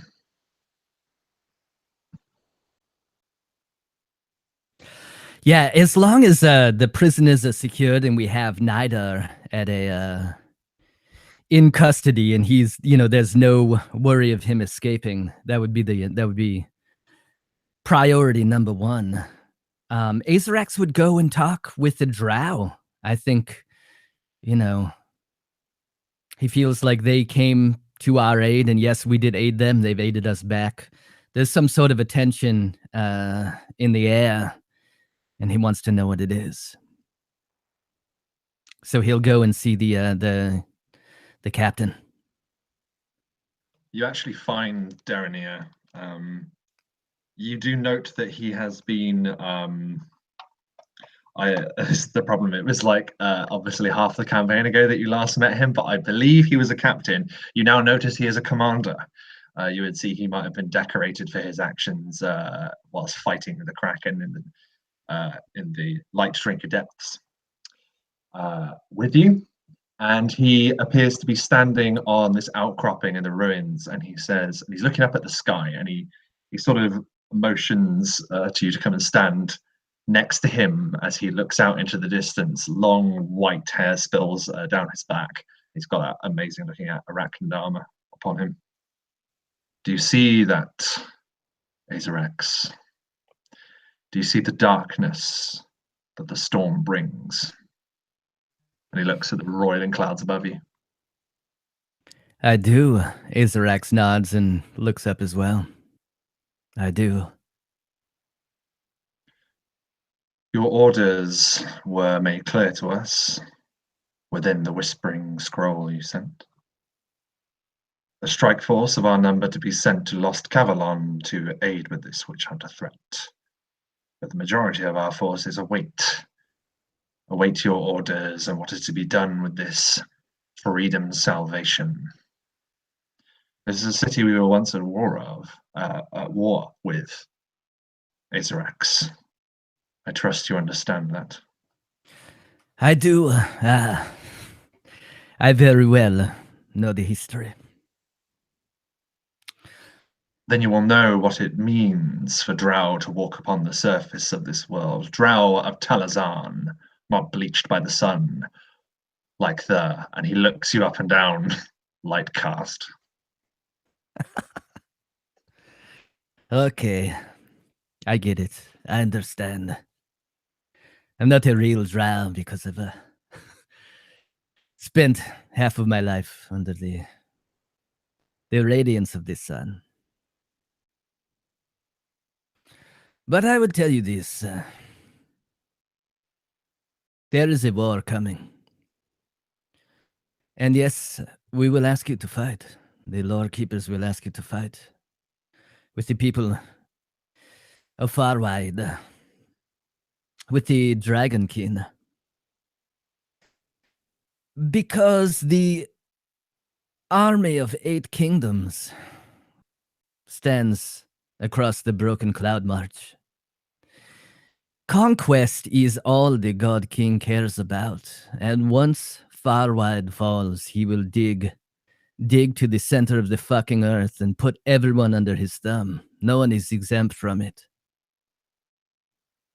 I realize you have no love for the people of Freedom Salvation. I'm not asking you to love them. I'm asking you to fight the enemy of your enemy. You mistake me, Gloomfather.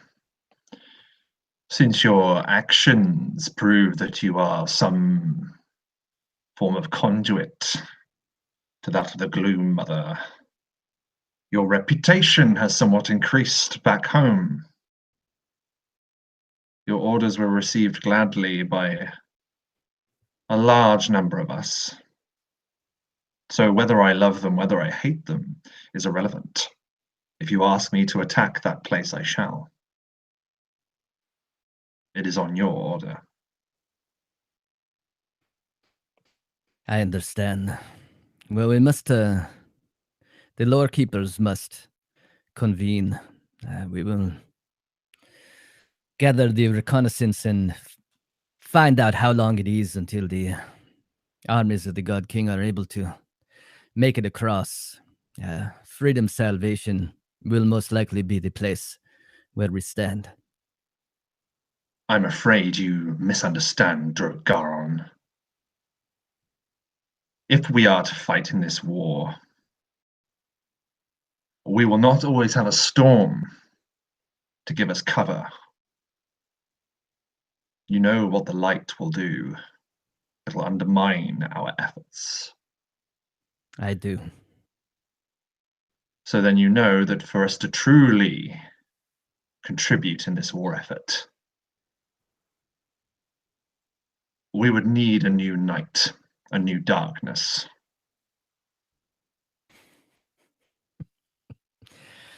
I will think on this and I will see what I can do. You may think on it, but you do not have that long, Gloomfather. I suggest you make up your mind quickly. Oh, I will. And I will let you know. Gives a nod. And he turns back to return looking at the storm.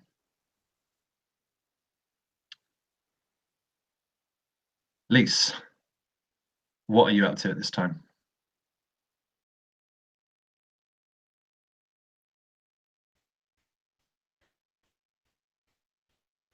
Lise steps away from everything, from the ruins, from the blood, from the drow, from the witch hunters. She goes to where it's quieter, to where she can feel the trees around her. And she pulls from her bag an orb.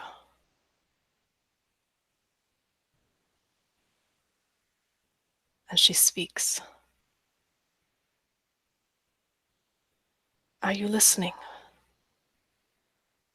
Are you there? No sound or image comes from the sending stone.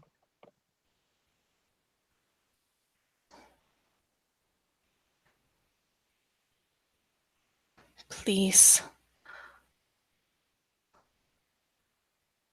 Orlin, trust me. Trust us. This war, we will not survive it if we don't unite. If we are not all on the same side. Again, there is no response. All that can be heard is the wind upon the cold stone of Lost Kavalon, even amidst the trees that have sprouted up amongst the shattered stone. There is no response.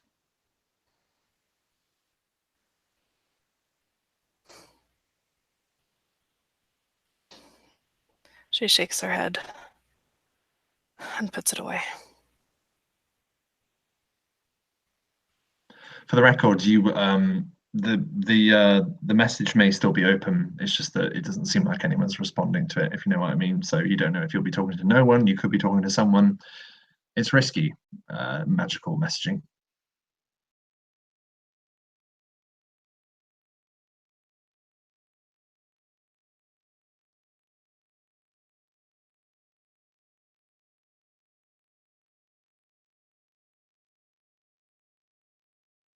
Is there anything else you wish to do, Lise? No, I think she'll stay out there for quite a while. She doesn't have any wish to be close to the witch hunters particularly. Marius, what is it you're doing in this time of rest? He's praying and resting as best he can, trying to focus, and like trying to piece the words together for the ritual he has to cast, trying to remember exactly how it works and things of that nature, just trying to figure it out, basically slowly. Thinking about how he's killed Thoth twice now, and will probably have to do so again. And he's just baffled that he spent his whole life following this man who seemed to stand for all of the things that he thought were so valuable, the vows of the witch hunters, but actually it was all nonsense to him, and it wasn't to Marius. To Marius, it really meant something. He took those vows seriously, and he thought he was doing good, even when he was doing it badly. But he can see the way that Thoth fell and Nida and all of the others, and it baffles him. It is really peculiar to you because, like you've said a number of times, Thoth always seemed to be the bastion of what it would be to be a witch hunter, to hunt down and destroy a magic in its in whatever rebellious form it took. So it does seem peculiar that this path was taken by him. But at the same time, you don't know the circumstances of his resurrection. But someone does. Your thoughts dwell on Nida, broken and now secure. No fast ones will be dealt this session. He is not going anywhere. I imagine that the security that you placed around him would be doubled. Drow just watching his every move. And as this rest continues, taxes. What have you been up to at this time? I think Taxes is taking a moment for himself.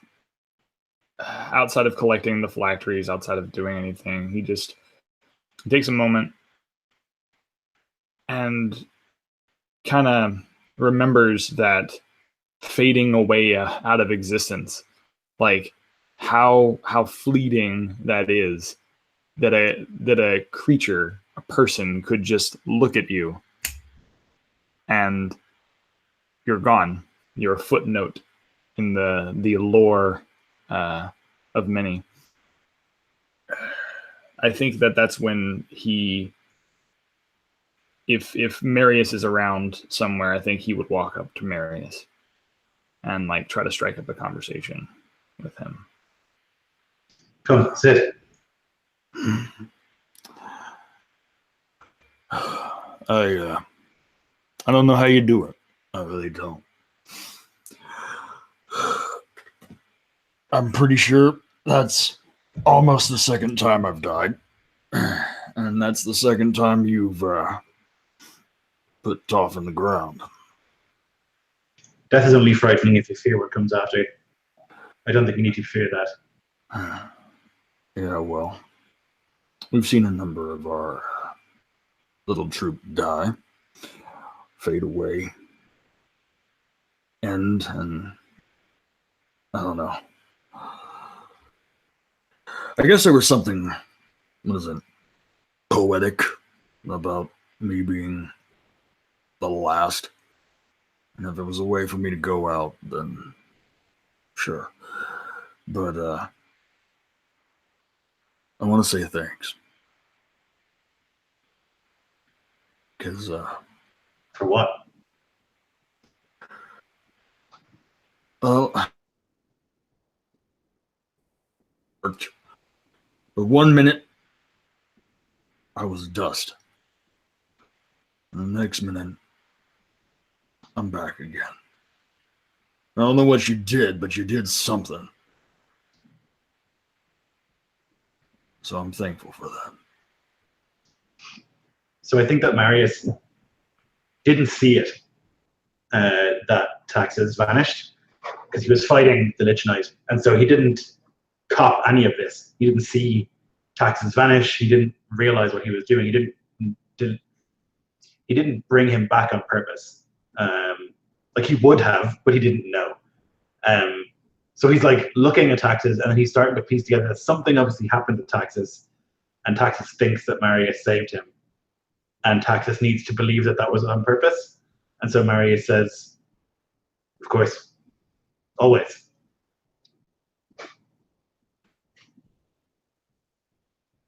Both of you take a point of inspiration. Oh, sorry.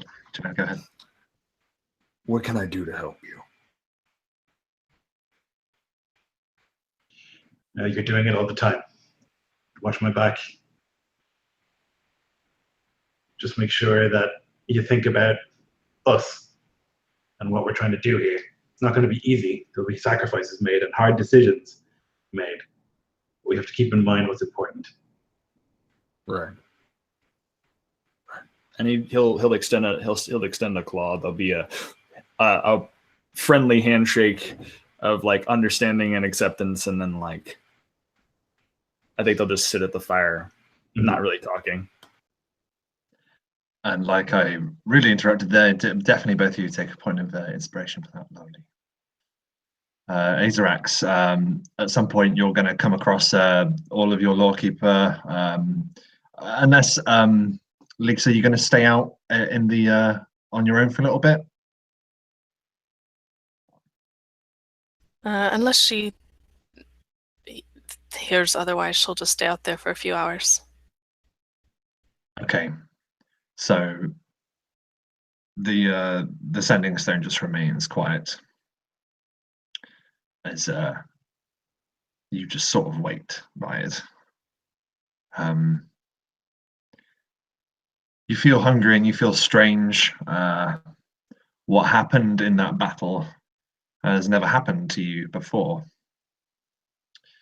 And the history of your people and the relationship with the forces of nature, with the Nevermore, all of these things play on your mind as you sit out there in the dark. Azarax, you return to the fire and you see Marius and Taxes are there.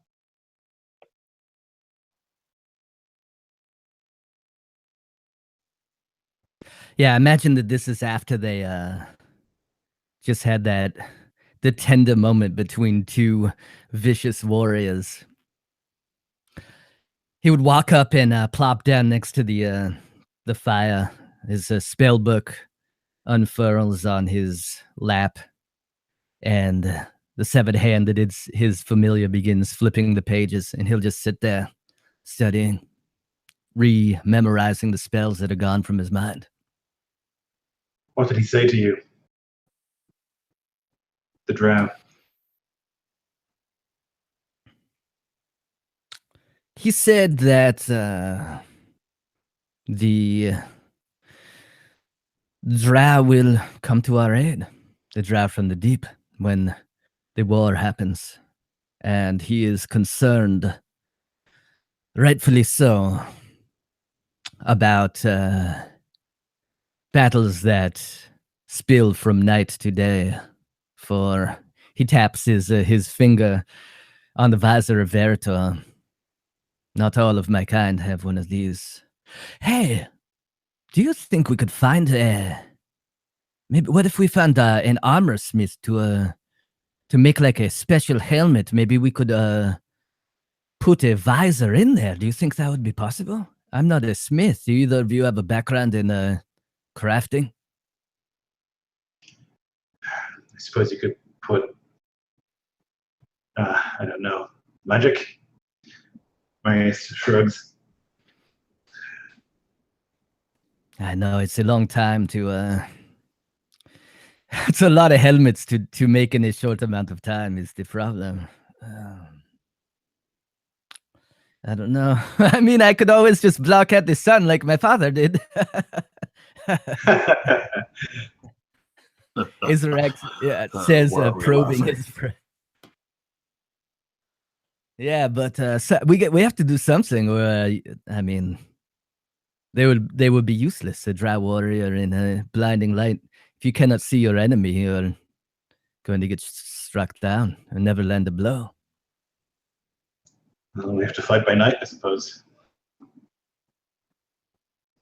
So, do you think that's possible? I've never waged a campaign of war. Can we? It's not easy, but if we have a significant force who can see in the dark and move in the dark, it's possible. It might even be an advantage. Remember when we escaped from Freedom Salvation the first time in the sewers and the there is a network, I think, of tunnels underneath the city. Maybe we could have them lay in wait and harry the enemy at night. We would not be able to rely on them, I think, as the strongest fighting force, though. And I worry the people of Freedom Salvation are not trained as warriors. No, they do have the, what are they called, the Mountain Guard? That's right, yeah. Yeah. They do have the Mountain Guard. And I think that there's a significant contingent within the witch hunters that do not like the direction the order is going in, though they would be silent and fearful to mention such. But perhaps we could send out a message, tell them there is an alternative.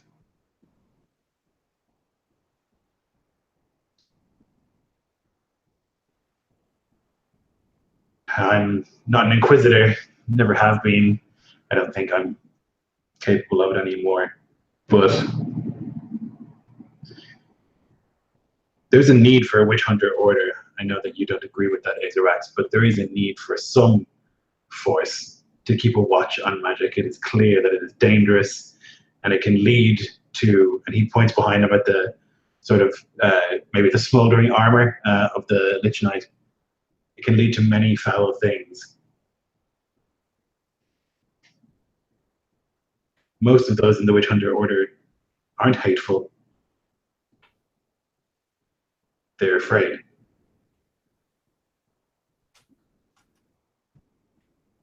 I don't disagree with you, with your sentiment. But I tell you this as a friend. I worry. I worry about your temperament when faced with the evils that magic can bring. When Orlin trapped us in that demi-plane, I mean, your words were that we must kill them, we must kill them all. That was the action of one man. Orlin will pay, don't get me wrong, I agree with you there.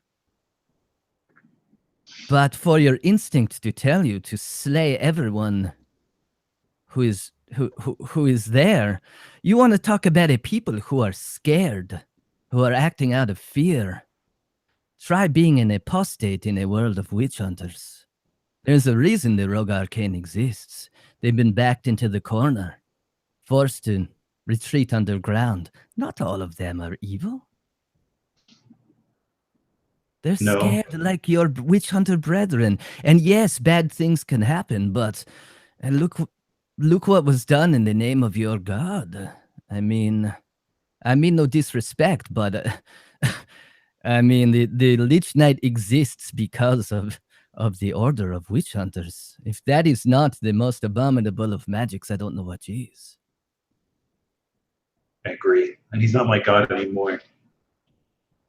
There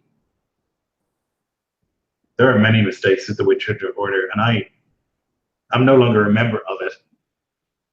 But there's a possibility. There is a core of goodness and of protection and truth at the center of the Witch Hunter Order. At least in theory there is, and in doctrine there is. And that was what I've always subscribed to. Now I know that the things that we did were not just or good, but I thought that they were necessary. I don't think that now. My experience is skewed dramatically because almost every magic user that I have met has been a monster, has been cruel or insane or selfish. You must understand that I spent almost all of my life finding dangerous spellcasters and dealing with them. So I find it hard to trust those with significant magical power. And every time that I attempt it, I am proven correct. Orlan threatened to eradicate us if we didn't tell him magical secrets.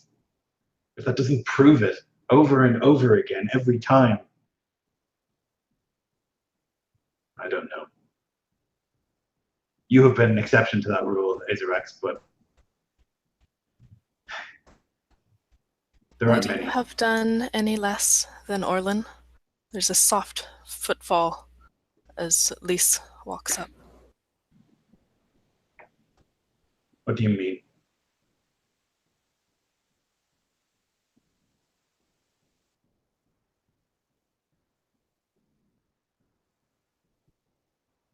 What do you mean?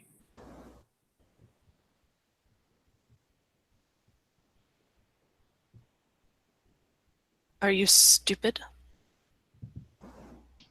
Would you have done any less?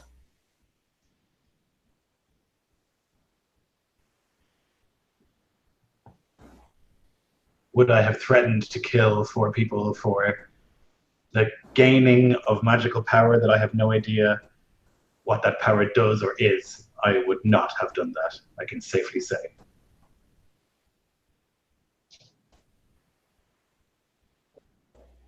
Would I have lured them into using my power so that they can fight the good fight, and then when they believed they were safe, turn on them and threaten to destroy them? I would not have done that. I thought I was safe with you. Mistakenly so, it seemed. We have been through this. I would kill you, I would kill Azarex, I would kill myself, and I would kill Taxes. Cannot call him evil for trying to save something he loves and something that is good.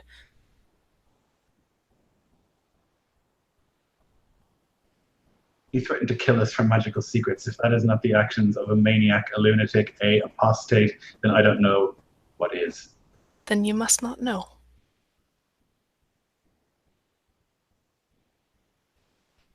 You speak in cryptic secrets all the time, and I don't have enough energy or willpower to deal with it. If you have something to say, then spit it out.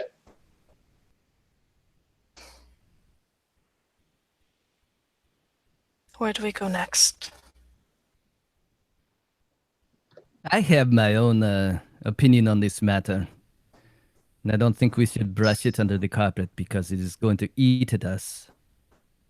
There's no way that we can continue on this campaign to save the fucking world if we're bickering amongst ourselves. I would tell you this, Lys. You have become a trusted companion. He impressed the hell out of me every day. But Orlin, what he did, I realized that this is your friend, but what he did was wrong. He wanted a secret that we possess. He wants the secret of the Lorekeepers' power. He holds us hostage and threatens to kill us when we have been maybe not perfect, but as far as I can see, the strongest force of trying to fight against the bullshit that lies on the other side of the cloud march. Again, I'm not lumping you in with him because he's an individual who, whether or not he was serious, threatened our fucking lives after we did him a service. Yes, he helped us, but really, I mean, come on. Our fight is the fight that he should be making himself, and he's hidden away. I'm not blaming him for that. Not everybody has the temperament to stand up, and not everyone has the power of the Lorekeepers. But Orlin was trained by the man who trained me. Before I was trained, I can only assume he is a wizard more powerful than I am. And even without the power of the telling, I would be fighting against these people. To threaten our lives in such a way, Marius may be right, is the act of a maniac. It's a knee-jerk reaction of someone who is desperate and scared.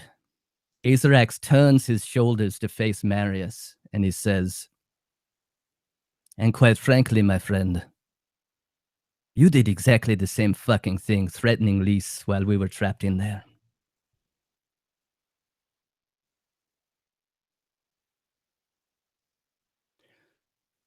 Let it sink in. I'm not trying to be an asshole or tell people that they're wrong, but we need our heads not to be clouded for this fight or we're going to lose. The actions that I took in there saved our lives, I am almost certain. That man was going to kill all three of us, all four of us. And then who would fight Equinox? Who would save the world? No one. Don't you see the Rogue Arcane probably thinks the exact same thing? We are the last bastion of magic that can save the world. We must preserve it or we'll be crushed. They're not doing anything. They're hiding in that cave.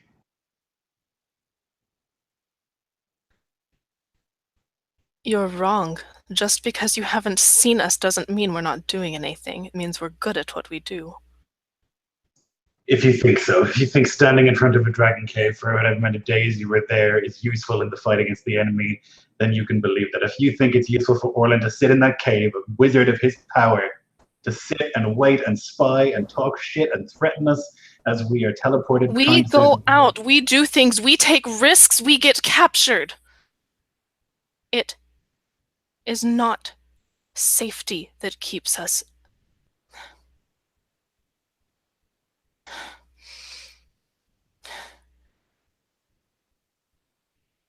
We come back home to rest, to recover, but then we go out again.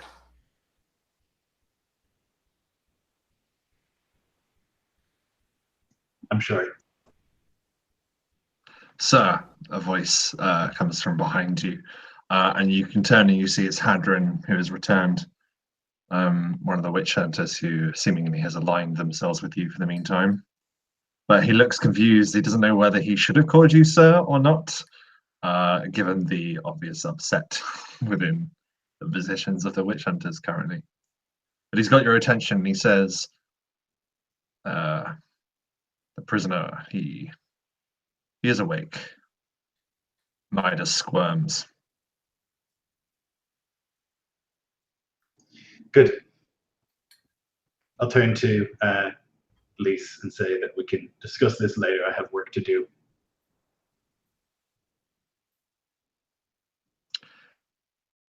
Who's going to go and see Nida? Obviously, Marius. I think I'll go with him. Sure.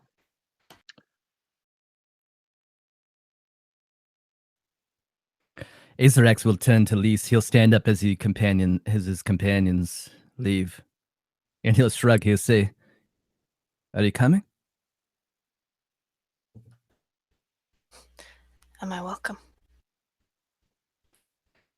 As far as I'm concerned, and I think that Taxus likes you as well, but he leans in and whispers, "You should still bring a kill for him. You know, he's got this pack mentality thing. He's weird about it, but I think he'd like it."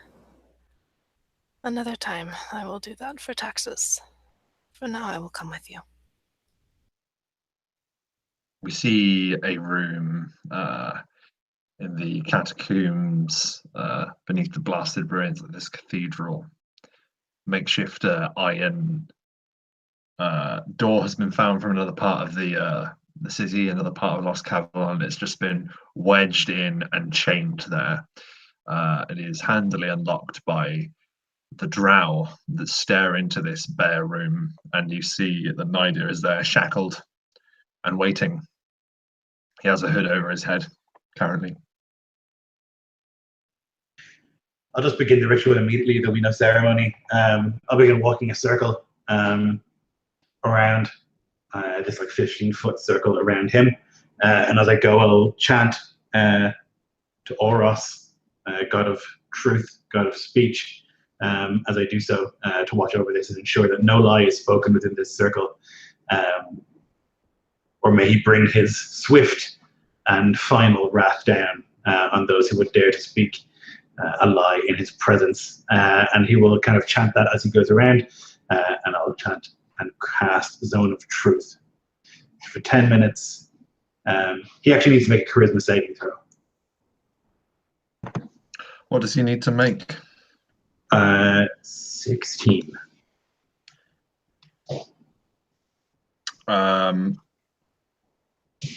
Let me just see if I know or not. Hang on a minute before you tell me. Still got a bag on his head, so it would be hard to tell from his facial expression, put it that way.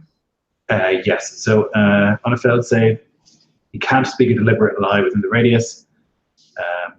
He is aware of the spell and can avoid answering questions. Like, he's not forced to speak, you just can't lie. For sure. I know whether a creature succeeds or fails. Oh, you know, in that case, you know that he has failed to save, and the Zone of Truth is currently within full effect upon him. Okay. If any of you walk in, you'll also have to make that save. Everyone make the save. Everyone, let's get some home truths out in this place. 16 charisma save. Are we within Marius's aura of save goodness? I think that he would deliberately suppress it. So you don't get the bonuses. That's a real shame. What is this, a charisma saving throw? Yeah. What's the difficulty? DC 16. 16. Oh, that's a 10 on the die. That's not going to do it. Marius succeeds, although I think he would pretend not to. Charisma is like my best save by a mile. So he'll walk over to where Nida is and pull the bag from his head. Yeah. You look at him and you can see his eyes are glazed over, and he says, "I thought I recognized your voice." Like, you can see sort of swaying where he's just sat on the ground. His arms are tied behind his back with manacles. I'm going to pull my gauntlet off and drop it onto the floor. I'm going to place my hand in his face, and I'm going to squeeze here, and I'm going to lay on hands. I'm going to like remove a condition if he has one. So like if he's like stunned or whatever, I'm going to try and remove that from him so he's like focused and active. And if not, I'll just heal him for 10 hit points. For sure. Your initial grasp, he kind of goes, because he thinks, oh my God, you're just going to crush my face. But then there's that familiar aura of healing light. You are able to remove a condition, and he seems to sharpen up a little bit better. And he does seem to look a bit healthier, although the crack where Azarak's got him on the side of the head still bleeds a little bit. But it's slowing. And he looks at you with cautious and confused eyes as he says his first truth. "I thought that was going to hurt." Yes, you would think that, but I'm not going to torture you. What's changed? You were like a brother to me once. You denied me, Marius, in the mirror of the moon. You said you were no brother of mine. I believe Why you the change of stabbed me. heart? I did stab you. I was angry. So was I.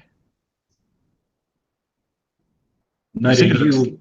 Sorry, you can see he looks kind of ridiculous and a pathetic kind of figure. Obviously, one ear missing, the other side of his head is bleeding, but sorry. You are not beyond redemption. You know that I have always been a better witch hunter than you are. That is why you've always been jealous.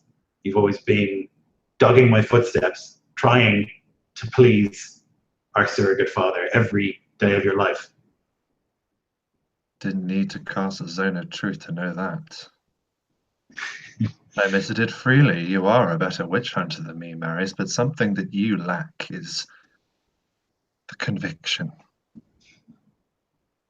The conviction that caused me to go looking for the answers. Within the first tome, I told you there were secrets. Secrets that you ran away from. Secrets that you were not gifted with because you abandoned us, Hexenheim. I think that within you somewhere there is a witch hunter. There is a man who believes in truth and who believes that magic is a corrupting force and who believes in the vows that you swore so many years ago. I think that man is in there somewhere. I'm afraid to tell you something, but I feel compelled. You say there is good in me. You say there is a hope, a spark, something in there. Well, I'm afraid to tell you this, Marius. What happened here was completely out of fear. I was afraid of what our order would become within this nation, trapped within these mountainous regions. Cloud March the only way out. I was not good enough to lead them, but our father could lead them. Toth had no aspirations of using the information within the tomes, but I made that sacrifice. And I robbed him of his last wishes to remain in the ground. Now our father is here for all eternity, Marius. I have conviction now.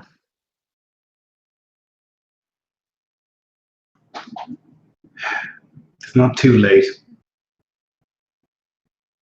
not too late to change this, to put an end to this, give our father the rest that he deserves. What would you have me do? Tell me where it is, so I can put him to rest. He looks down, looks up, and you can see he's visibly shaking at this point. It's gone from here. The phylactery was only required for the initial stages of the process. I am no expert. The darkness here in Lost Kavalon was all that was required. The phylactery did its work, and it was sent to the sovereign of the Nine Kingdoms. The capital. I see. You will never catch it. Many days head start. The God King knows what you've done here? I am not privy to that information, sadly. Do you think that he would be pleased with what you have done here? Everything that we have done is for him. Do you think that he would see it that way? He who created the Witch Hunter Order. He who believes magic. Sees everything. That is what they say. What would you have of me, Marius? Would you have me promise that I would change my ways? Would you have me promise to fight at your side? There's no way I'm walking out of this room, is there? I don't want to kill you. I want to see you change and redeem yourself and do something worthwhile with your life for once. For the first time, maybe.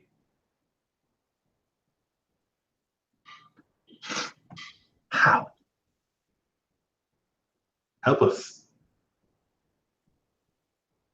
Help us put a stop to this madness that you've begun.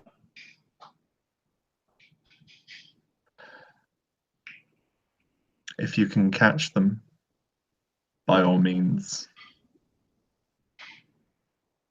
How will they go? What road will they take? They were to travel for some time east, and then they would await extraction. Cannot teleport armies into far wide, but a small force could be taken easily. Tell me this. What does it look like? Like our dear father's witch hunter medallion. I've noticed you don't have yours anymore. I have destroyed it, and I have destroyed yours, and I have ordered all of the men to destroy theirs. The Witch Hunter Order is dead. He spits.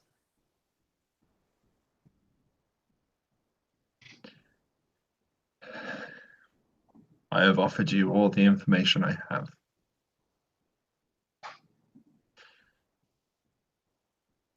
I don't know if I can help you, and that's the truth. What would you have happen to you?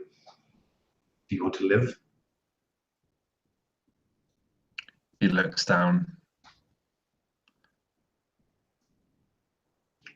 Yes, I want to live. A cowardly broken man, he starts shaking on the floor. And if I let you live, you will go back to him, won't you? You'll serve him and do whatever you can to help him.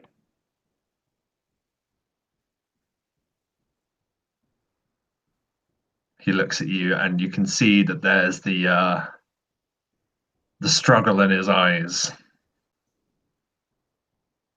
The fact that he has to answer truthfully. And he says, yes.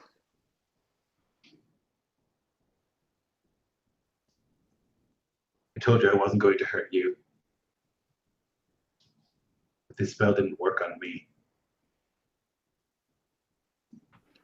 He looks at you with widened eyes. Go ahead, Locris, sorry. Isaac senses the tension in the air. He's worried that Marius is going to end this man's life any second. The tomes that you used to conduct this ritual, where are they? They would be within the chambers that I presided in when we first arrived here. And the They're just obelisk. down the corridor. The energy from the obelisk, it has all been used, siphoned into your father. It was merely the power that was required to allow the process to complete. And complete it did. You say that these, the men travel to the east with all speed to a place to await extraction. What is this place? A circle of teleportation? What is it? Just to throw any who are sensitive to the trail's teleport fields leave.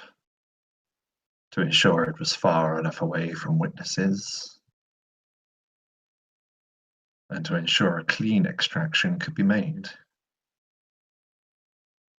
Why, I can't think of many locales to the east, but one.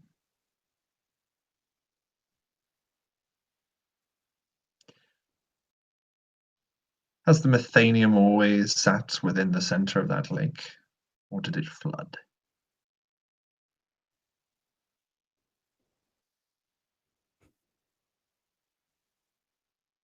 To your horror, you realize to the east is the Methanium, roughly. Son of a bitch. I'm going to kill you, Azarex looks around. The words have escaped his mouth that shouldn't have. It's as if he's under the ensorcelment of a spell or something. He shuts it. I don't suppose they have gone in any number that could take such a place unless it was empty. But I don't think you should fear for your keep, your library. They merely need to find a place to extract from. Chances are they already have. Why waste your time? Accept that our father has returned, Marius. Accept that you will meet him again. And accept that you will never be free of this. I wish that you were a better man. I wish that you had backbone. I wish that you had conviction that you talk about. Because you don't. You're weak. You've always been weak, simpering, fool, sycophantic idiot who does whatever he thought was necessary to make that man smile. The truth field guides his words, and he speaks thusly. I know.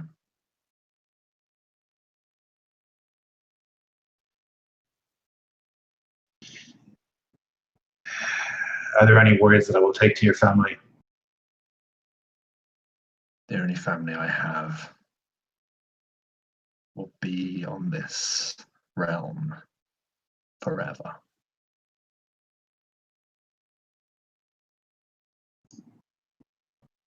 Marius will look back at Azarax and give him the look. Anything else? Azarex just gives a curt nod. He looks Nice. at you. Sorry. You go He ahead. looks. Yeah, okay. He looks at you. And you can see tears streaming down his face.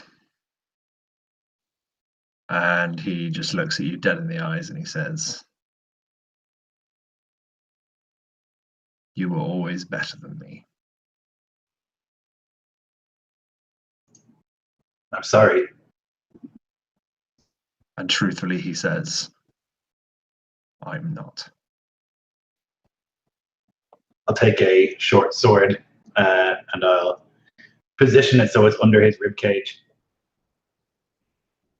And I'll hold onto his shoulder, I'll look him in the eye and I'll say, I am sorry. And then I'll shove it up into his heart.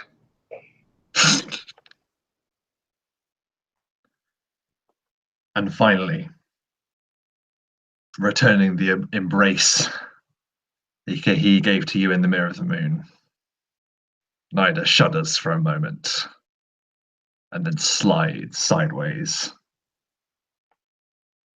and is still and breathes no more.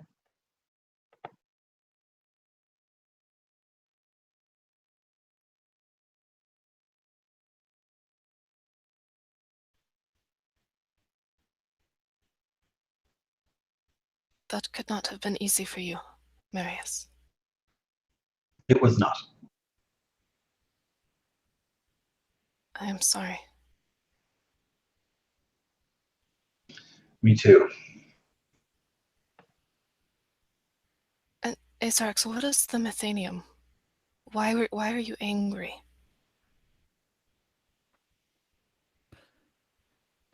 Azarex opens his mouth. He's savvy enough to understand what's going on. He's under the spell. He turns to his companions and shrugs. Are there other prying ears around, Rob, or is it just us? Can the guards in the hall hear us? The drow have left you to this business, grim as it is. You're alone. He'll say, it is the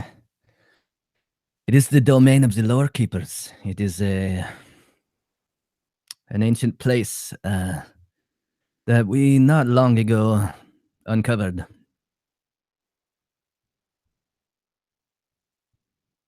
It is a place where our benefactor, not benefactor, but the one Lorekeeper of old who lives resides. Weaver. Shit. We need to tell him. Fuck. Are we going to die? I'm afraid we're all going to die. If he's in danger, then we should go to him. Under the truth spell, Nida, it could be that the witch hunters pressed onto the Methanium. It could be that that was just the direction they were going, but you're not certain. Here's a question, Rob. I wish I had the map. I don't have the map. Isn't the mirror of the moon also in that direction? The mirror of the moon is north of this position, northeast. Okay. Yeah. Shit.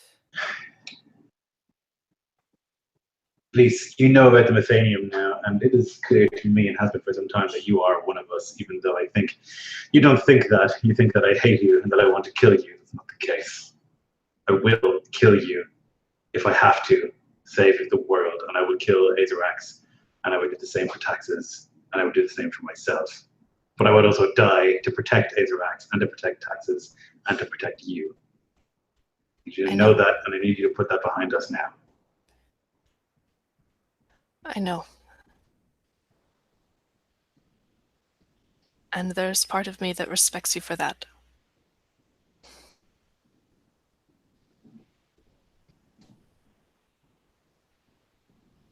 All right.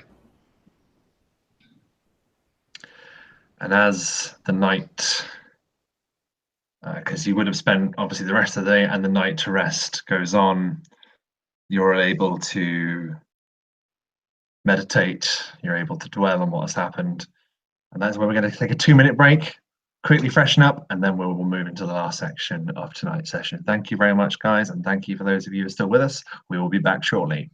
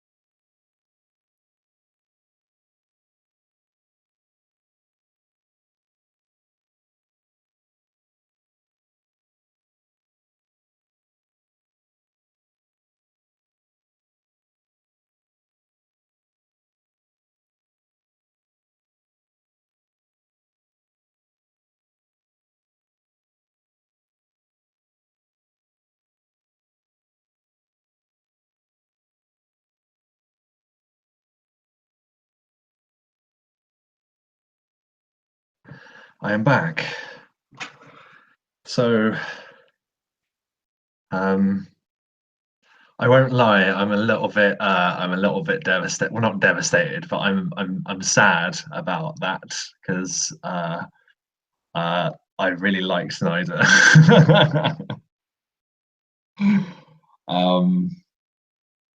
I think it's particularly fitting as well, to those of you watching, that Nida went out the same way as he tried to do Mariusin as well. So, which, sorry, I was just addressing those watching, but I didn't realize you were back, Lloyd. But yeah, like that I don't know if you did that intentionally, because I that didn't. It only occurred to me as it was happening. I was like, oh my god, this is like exactly the same as before. Yeah, that was hard. I feel like I think like Marius always looked at him as like a little brother who like never could get it right. Like he always tried, but he never really got it. You know, he always He's always just a bit crap at it, and like he always tried so hard. Like Marius always kind of pitied him, but then when he like turned so bad, what can you do?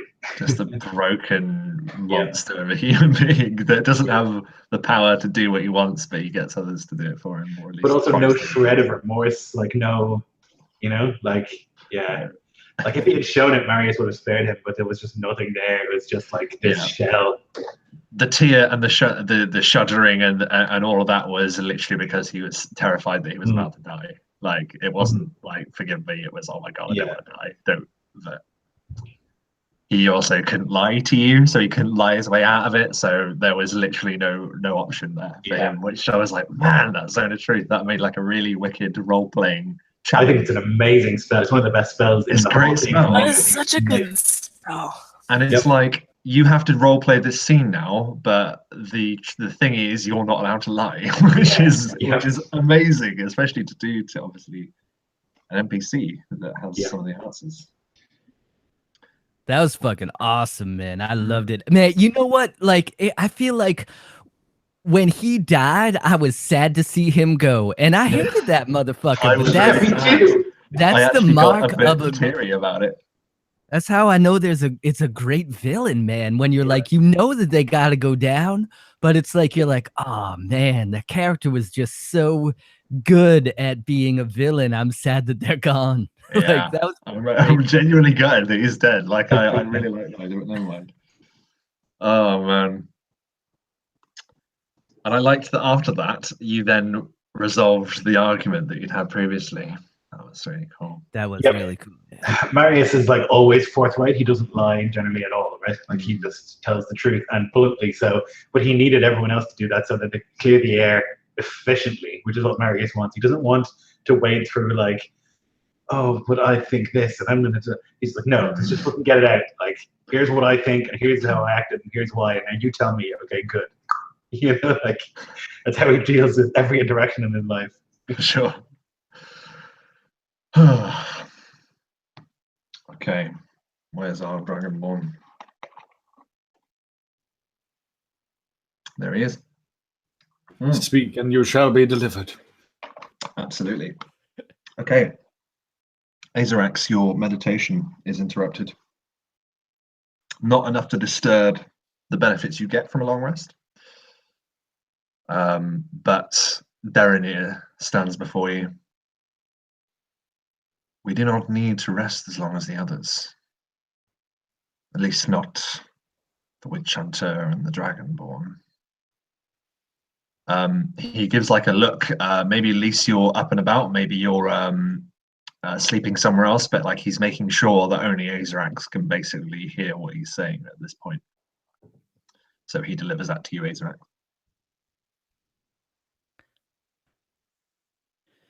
Did you want to speak of what we were speaking of earlier, or do you have something else you want to talk about? There are a few hours before dawn, and I would not walk in the day. There's something I'd like to show you. Okay. Azarax will get up, crack his back, and follow. And he begins leading you out of the cathedral.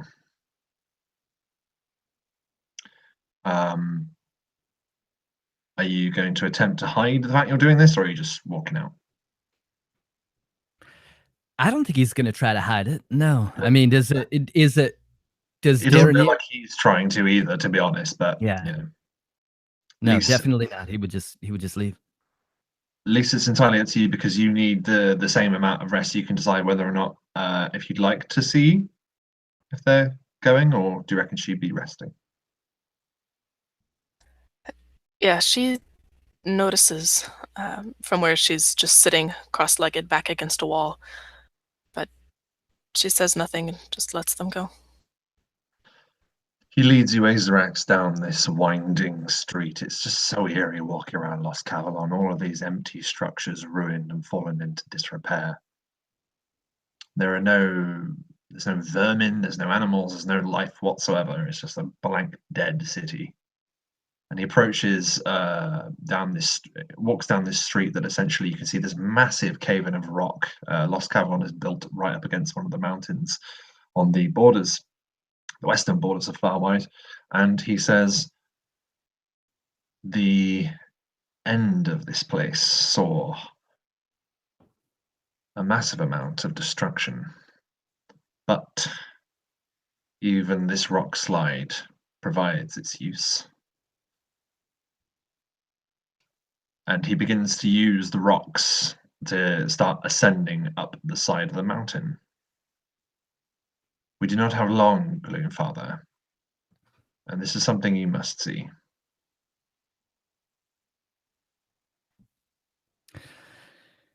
Is it Aethrax will definitely follow, but if it seems like it's going to be the type of climb that an athletic man would need to take, it looks like a difficult climb?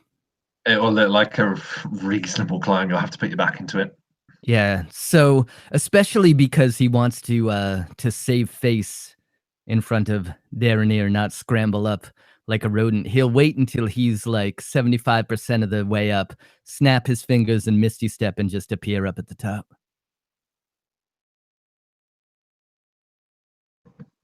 He looks with a sort of a bemused expression.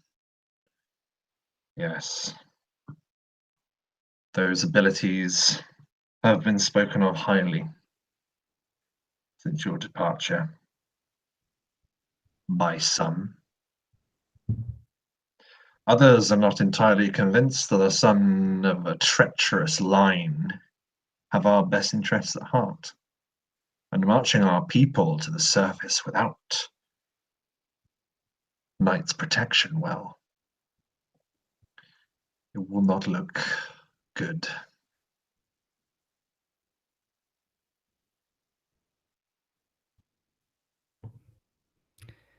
Israx shakes his head. He takes a step back. Forgive me, my mind must be addled from the trance, for I was disturbed from it. What did you just say to me? I said that not all of our kind are sympathetic to you, Gloomfather. You must know this.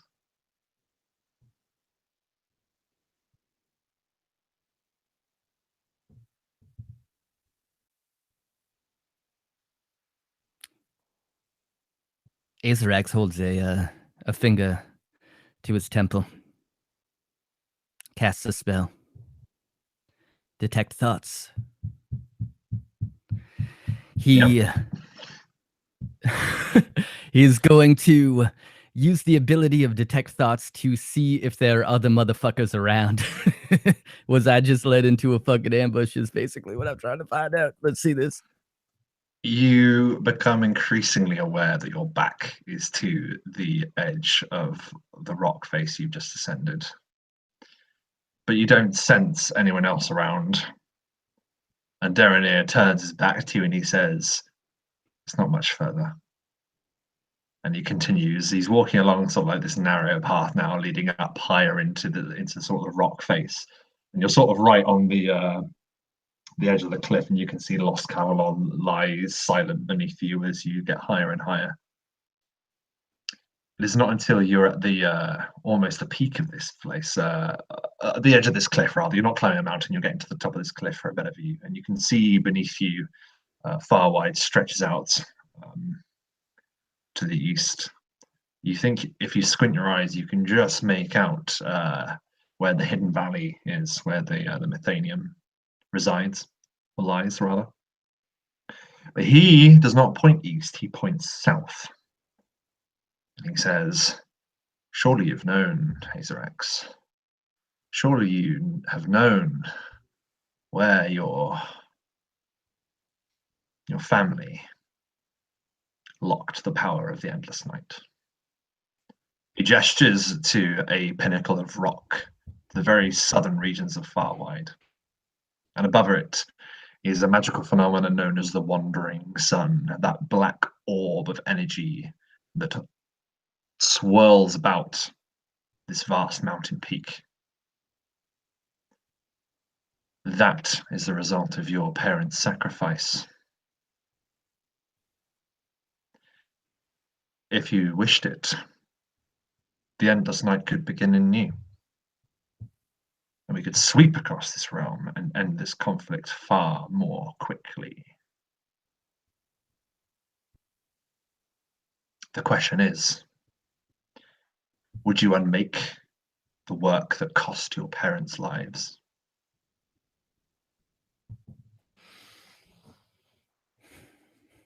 There's an uneasy silence. He looks at this roiling ball of blackness upon this peak. He's had his suspicions, but to hear it from one of his kinsmen, he thinks for a moment, what glory would be smiled upon him from the depths of the Underdark if he was to do this thing? He thinks for a moment, perhaps the drow have been forced to live underground for far too long. But he remembers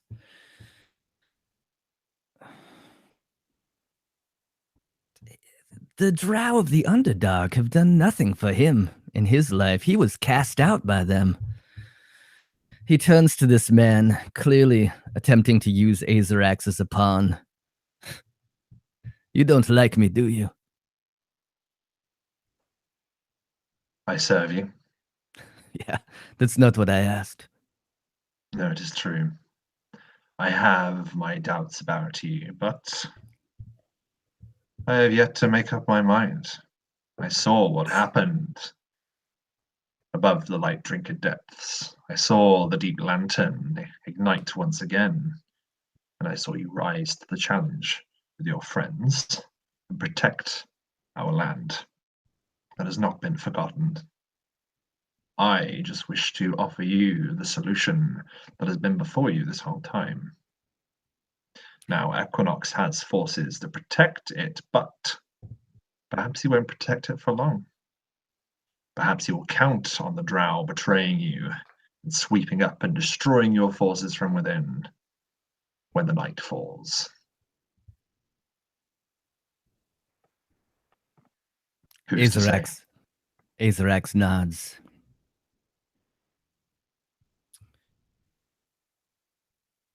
Well, I'm not 100% certain of your true motivations. I mean, how can we be? Azarax reads his surface thoughts. You can tell that there is a genuine wish for you to decide. He clearly is of the opinion that his surface thoughts are sort of like envisioning the full legions of the Underdark devoted to this fight, and able to strike en masse beneath the endless night, a new endless night. But then you see the flickerings of something else just beneath the surface of his deepest thoughts, which means he's going to have to make a save, I believe. Yeah, I'll probe deeper. That's fine. Yeah, the spell will end, but I'm going to probe deeper on this motherfucker. So it's a DC 16. Okay. Wisdom. Okay, you are able to read his deeper thoughts. And you do see that despite his genuine wish for you to make a decision that could change the shape of this world forever, if you so wished it, there is almost a yearning for a third Underdark war to erupt. And perhaps this time the night would not end.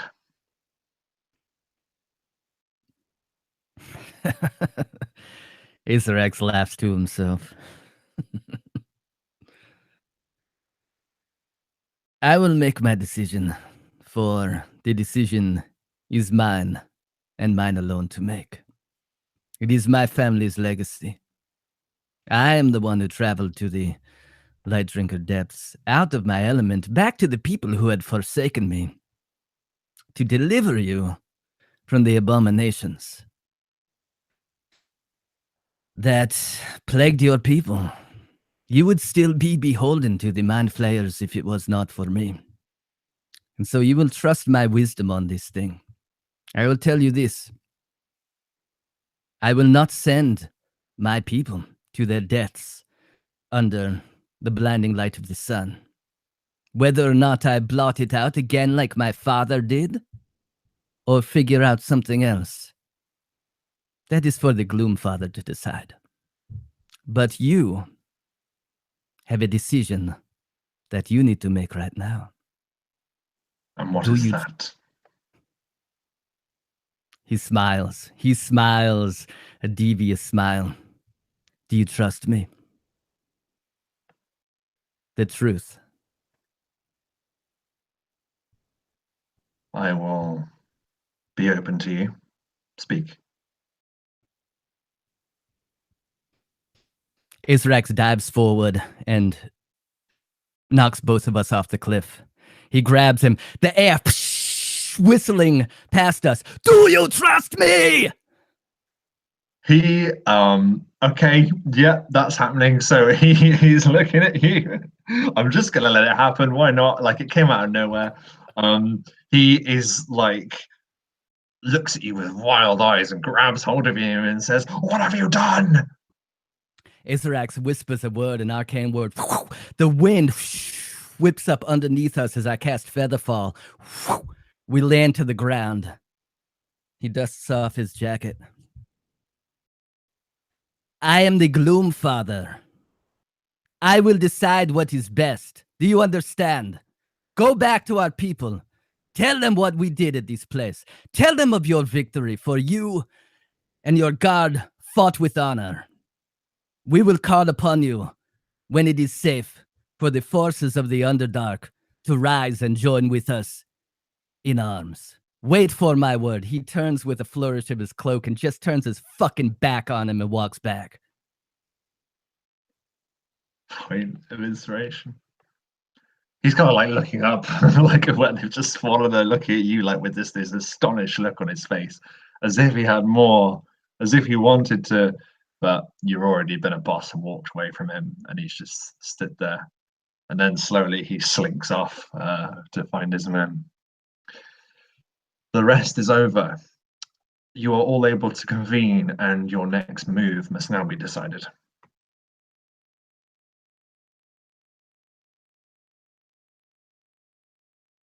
So I reckon Azrax returns and maybe we're standing around a map already, like pointing at different places and trying to figure out what's to happen and who's to go where.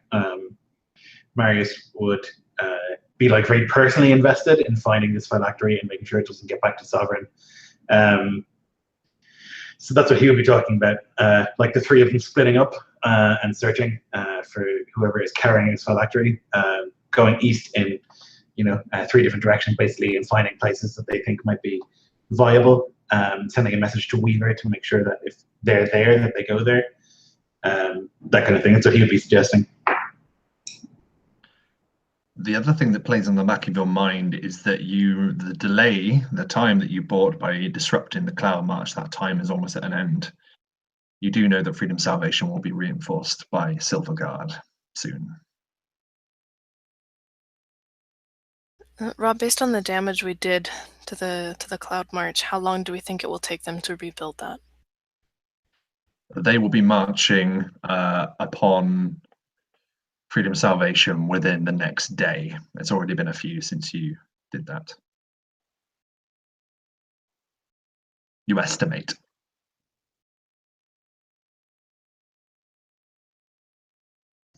So we need to get the Drow on their way to Freedom Salvation to appear there. We need to time it for night. We need to get we should definitely get the Dragonkin to look for that group with the phylactery, because they can fly. They can cover so much more ground. They should be able to maybe find it. Although Marius would be not keen to leave it in anyone's hands but his own. But still.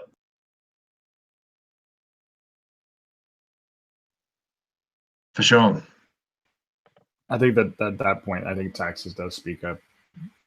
And he says, if you need me to send word to them, I will. I'll make them scout out, see if they can track down at least where they're going. I imagine if there's a caravan out there carrying this thing. We should be able to spot it from above.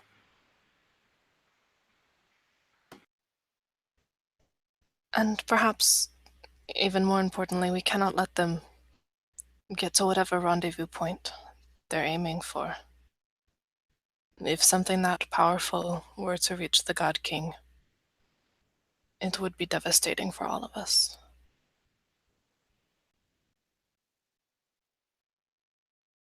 Now, I believe genuinely that the God King will not be pleased with this development. I think that he will brook no rival, and that something of this power will make him uncomfortable and angry. But nonetheless, once the phylactery is in sovereign, it is far beyond our grasp and it will be out of our hands. That's what we can do. So we must find it. It's imperative. I would give a message to, what the hell is his name? Haldrin? Hadrim, yeah. Haldrin. I would say to him, I want you to go and I want you to tell our brothers what you saw here, and that tell them that there is a choice. They don't have to live anymore and serve and break their oath daily and corrupt what they fight for. Not necessary. There is a different choice. We can make something here in far wide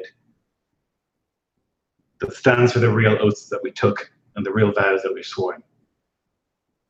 He looks at you with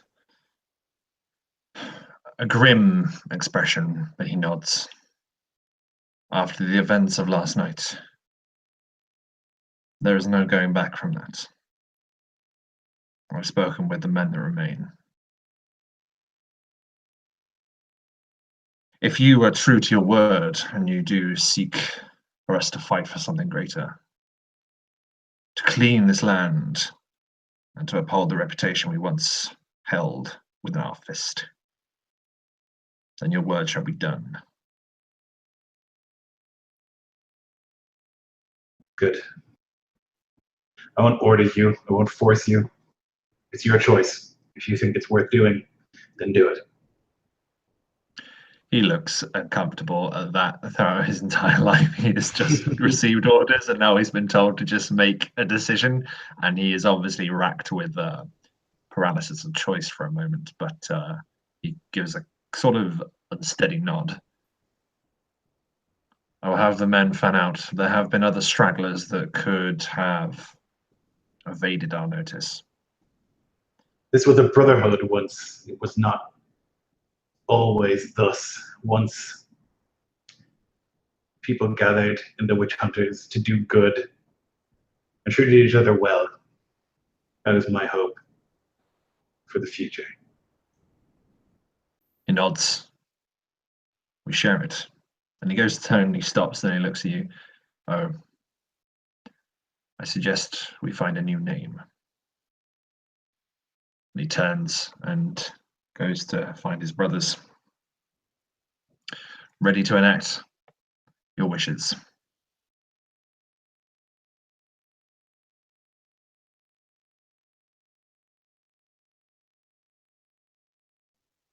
Aetherax returns to his assembled companions with the wind-tousled hair. Perhaps he hasn't, it's a little bit unkempt. He says, so our priority is the phylactery. Are we all in agreement? What of freedom's salvation? The phylactery is my priority. It's personal to me. I don't often let that cloud my decisions. But that thing cannot be allowed to live. That thing that was once a man that I respected cannot be allowed to exist. And there's a great danger for all who live while it does exist. Marius, do you think it's wise, though, for us to break ranks, separate, split up into different... I don't feel comfortable about that. We have too many things to do and not enough time to do it. Not enough people to do it. Aetherax he'll pull out the tome that Nida was talking about that he used for the ritual. And I don't know if he would have had any time last night, but he's going to thumb through it and try to see if there's anything on, once this ritual is undergone, how long it takes for the phylactery to, how long it takes for the Lich Knight to recoalesce to make himself whole again. It would require time and effort on the part of others. While the phylactery is in itself just a vessel, not, it just contains the power. It requires magical know-how to be able to use it to bring back the Lich Knight. Interact that book. Put it down. The tome of the first tome of Varus looks to be an attractive read, Azarax, to those that would be concerned about the deeper and darker mystical arts that the witch hunters had found and destroyed, and some of that power obviously taken for their own. Azarax will he'll go to put the book down and he'll turn to Marius and he'll say, I understand. I'm not suggesting we undergo any of these rituals, but knowing what powers our enemy has, isn't that something we need? Sometimes the very knowledge of something is enough to make one do it. And you see that Marius looks like afraid of this book more than anything. He looks at it with deep worry. I'm noticing a pattern here. The voice of Grim comes from Azarax's possessions. Marius just doesn't like books. You notice actually that during this time, probably during that arrest, you might have noticed at some point, Azarax, that Grim had been scribing the events of chapter 16 about the horror of the Lich Knight and how Marius met him with the light granted by the old gods, about a wolf erupting from the light of the moon, of taxes seeing the remains of his people, and truly impacting him that he is indeed one of the last of his kind. And of course, your actions as well, holding back the power of the Lich Knight. Grim says, we should stick together. That is my feeling. But Marius is right. We don't have much time. The witch hunters have a fair head start. Is it too much of a head start, Marius? You know these people more than anyone. A couple of days? Maybe. I don't know. If we move quickly, it's possible that we could catch them. We have to try. It occurs to me the sun is about to rise, and you know how Weaver likes to stand at the top of his spire and gaze out on the sunrise. I have learned a spell I can send a message to him, similar to the way I do when we are close to each other, but I've found a way to extend the range. Anyone on this plane of existence I can contact, but only briefly. I think now would be an auspicious time for, if they are indeed traveling towards the Mythanium, if he happens to be looking out, maybe he can tell us if he sees them. But if not, he's an old bastard, but maybe he can slow them down long enough for us to get there. Agreed. Is there any specific message I'm just going to tell him what has transpired? If any details, I can only really... it is taxing for me to do it, so I cannot do it all the time. Give him the essentials. A phylactery, moving eastwards, possibly to the Methanium. Kill the ones who carry it.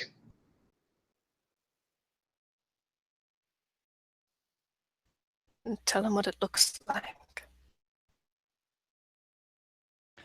It's the necklace of the witch hunters, right? We confirmed it. It is.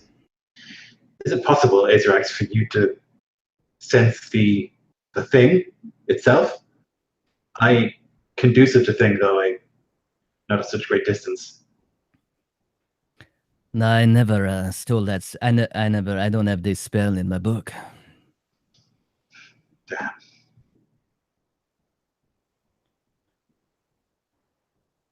Wait, if you're a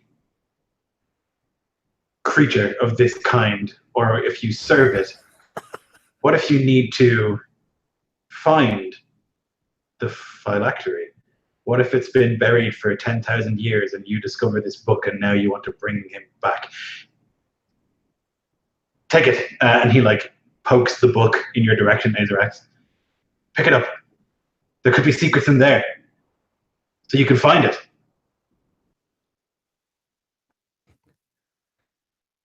Yeah, Azrax looks impressed at Marius, and he picks up the book.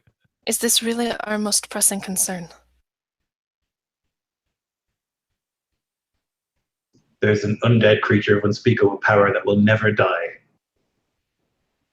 And it is gone for now. And it leads the Witch Hunter Order, the most powerful fighting force in the world. It is gone. For now, it will come back, yes, but for now you have beaten it.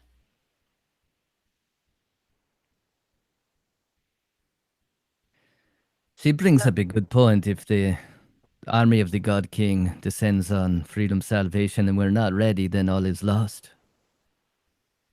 Then let's begin walking, and you can research it on the way. We're heading east either way. Why Yeah, east? Rob. Freedom Salvation's in the east as well, right? Northeast. Yeah. So how many days out of the way to get to the Methanium? To the Methanium, it would take you out of your way by about 2 days. It currently will take you on foot about 5 days to reach Freedom Salvation. I am wondering, however, what the exact term of the message was that you sent to Weaver. Yeah, so he'll do it while everybody's around. Imagine that everybody will see him stand there for a moment, and there's a glow that comes from behind. Actually, the visor of Veritor is probably not on, so you'd see his eyes glow, and perhaps a similar energy glow around his ears as well. As he whispers the message to Weaver, and he says, "We were victorious. Witch hunters travel eastward with the phylactery. They must be stopped or stalled by the time we arrive. We are on our way. Can you see them?" There is a shake that rolls through the ground for a moment. And an unknown force lifts Grim from your belongings.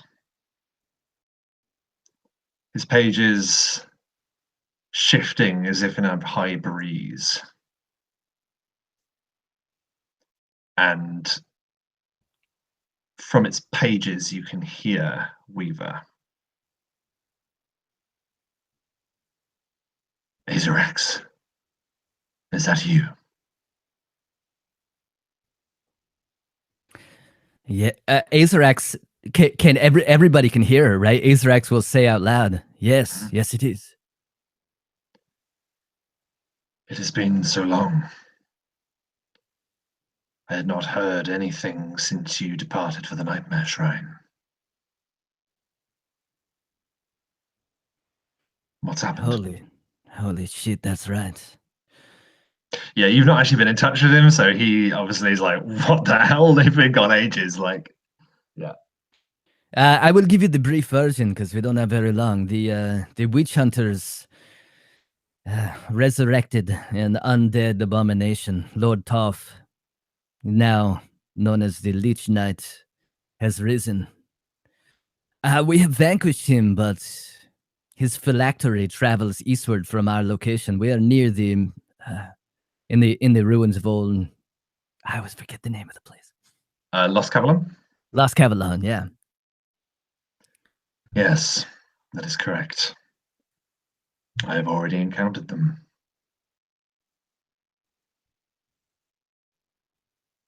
What happened? Not many live.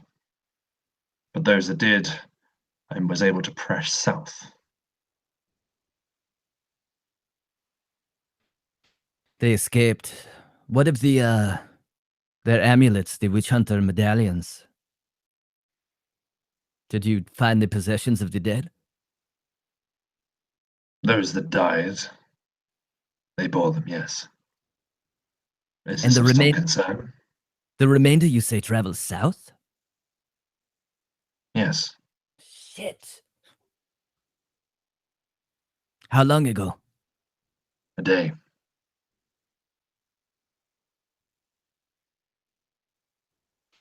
They head into the southern wastes. Regrettably, in my heyday, I probably would have been able to have taken them all, but these old joints begin to creak. Did they try to set foot in the Methanium? Did they make it that far? They did not. I saw it fit to head them off from our location. I wish for the valley to remain hidden.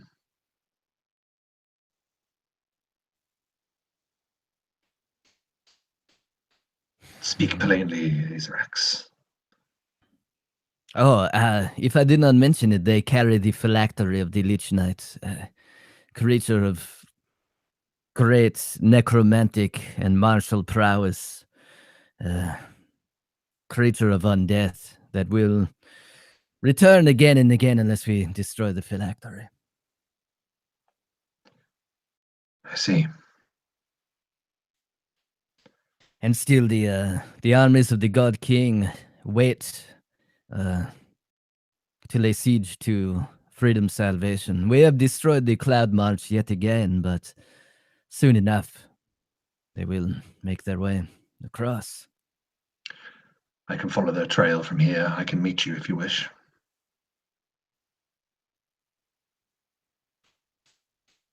Indeed. If you follow them southward, if you can stop them, perhaps we should press on to freedom salvation ourselves. I don't know. He turns to the rest of the Lorekeepers. What do you think? We need to be sure that it's dealt with.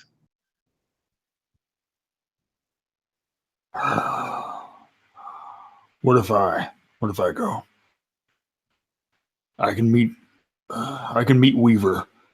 I can take the Dragonkin with me. And together we can go after witch hunters. We can take care of that. The three of you start heading to freedom salvation. Everything's fine. I think 2 Dragonborn.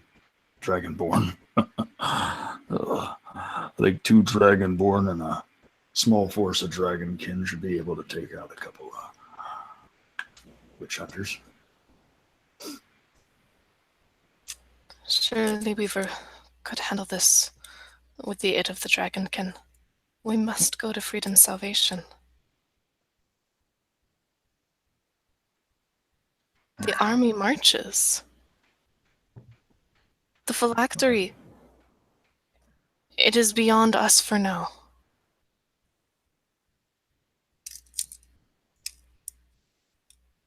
I will be more than obliged to do this for you.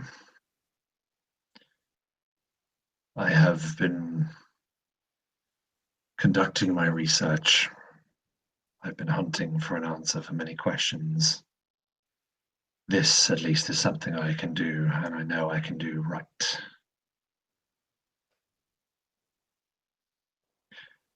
What I find alarming, and it's not the fact that you mentioned that there are dragonkin within this realm.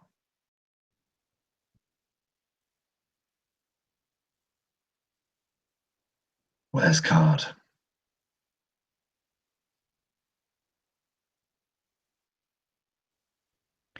He didn't make it. Slain by Equinox in the Nightmare Shrine. There's just silence.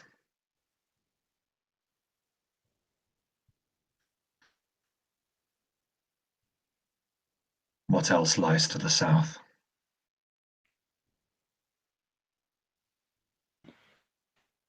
The Dragonkin headed south when we released them from the Dragon Gate. They would be there. But otherwise, And have word sent to your dragonkin, I can. for I now have a different purpose.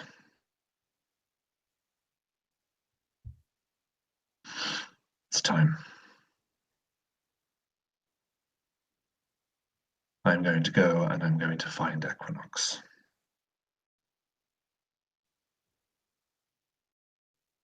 He will kill you.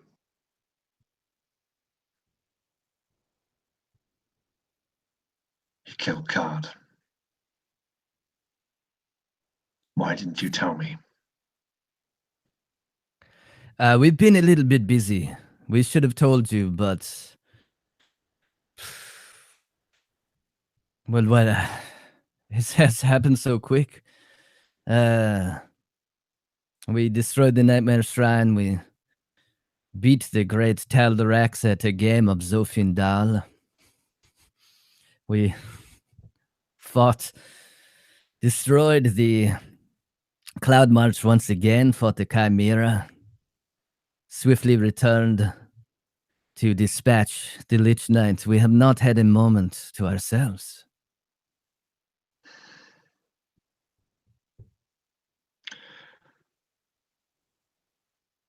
I will devote myself to looking for him, but I can do that from the Methanium. Would you have me continue my work and my research, or would you have me hunt these witch hunters?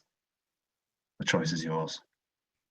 You can hear that he's despondent and clearly not processing everything quite right.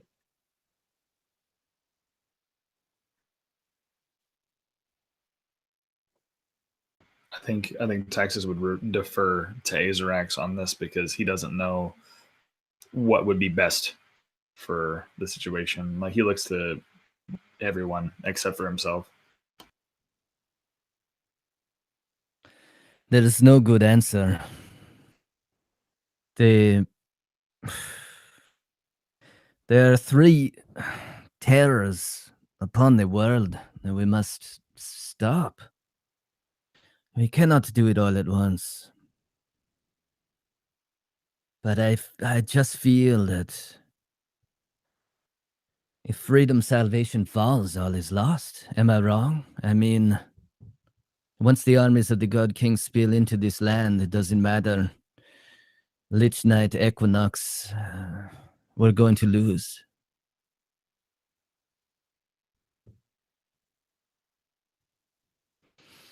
Is there a way, Weaver, for us to travel through the lower gate to freedom salvation? Maybe we could head south and try to cut these people off and grab the phylactery, push northward, and save a couple of days. I don't know. Grim has transported you before. Now that you've harnessed your power, perhaps you may attempt to do it willingly, or at will.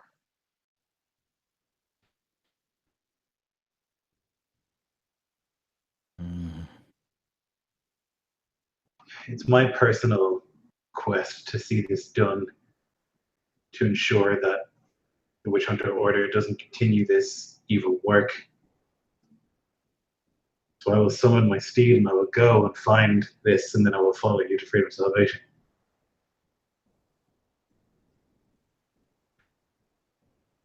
But I cannot let it lie. I cannot simply allow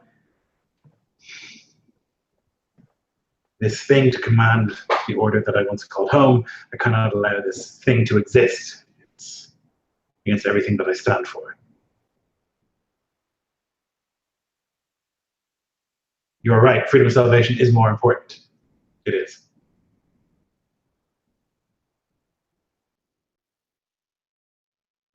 We've used detailing before. If the need is great, and hope is greater still, maybe we can use it to bring us there in time. You remember when you were teleported once before by Grim? It happened in the dire circumstances when the mirror of the moon was collapsing when you'd first encountered the witch hunters.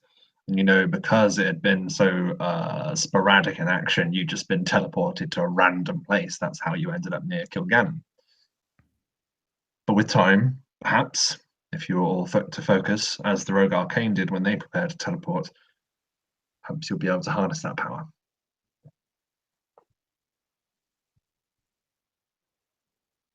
Rob, did we already send the Dragonborn to Freedom Salvation? I'm trying to think in the planning session.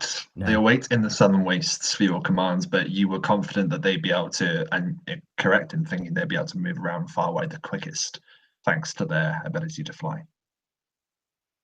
They're strong as hell too. They could carry us and fly with us, right? Absolutely. But they are self, so yeah.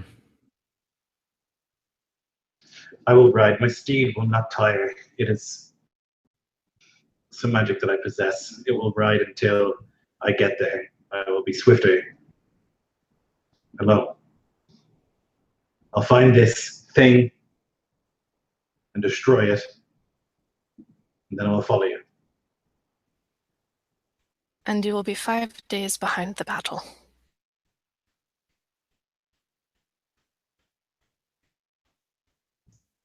I do not think so.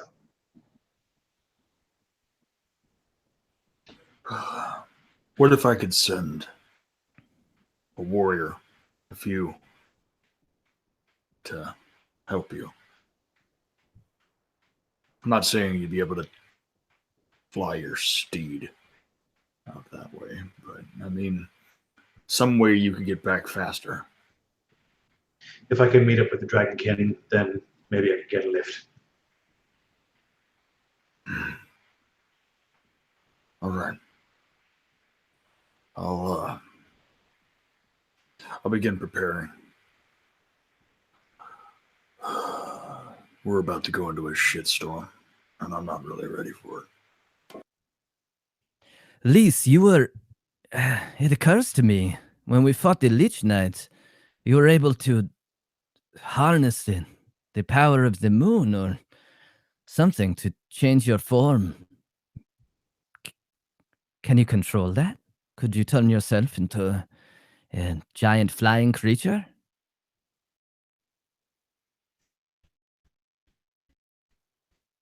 And there are 2 questions in that. I don't know and no. The Luan are connected. It is a long story best saved for another day. But some every generation are guardians and can shift into the wolf form. I did not know I was one of these. But no, I could. That is all. That is our... That is our role. We protected the Evermore. I understand. Still, a wolf is pretty fast. I can summon a magical steed that will never tire. And I'm tired of debating this. I have to go, and every moment that we spend here talking about it, their lead is further. We will discuss this until they have made it home and freedom and salvation is dust. It's time, Weaver says. What would you have us all do? Northeast stands Freedom Salvation. It is held by a skeleton crew of Advent. If they can be defeated, we will have the walls of the greatest city in this nation on our side, with the enemy beneath them. This phylactery, we're not even certain if it's in their possession, but, Marius, if this is something you feel you must do, I doubt any would stop you.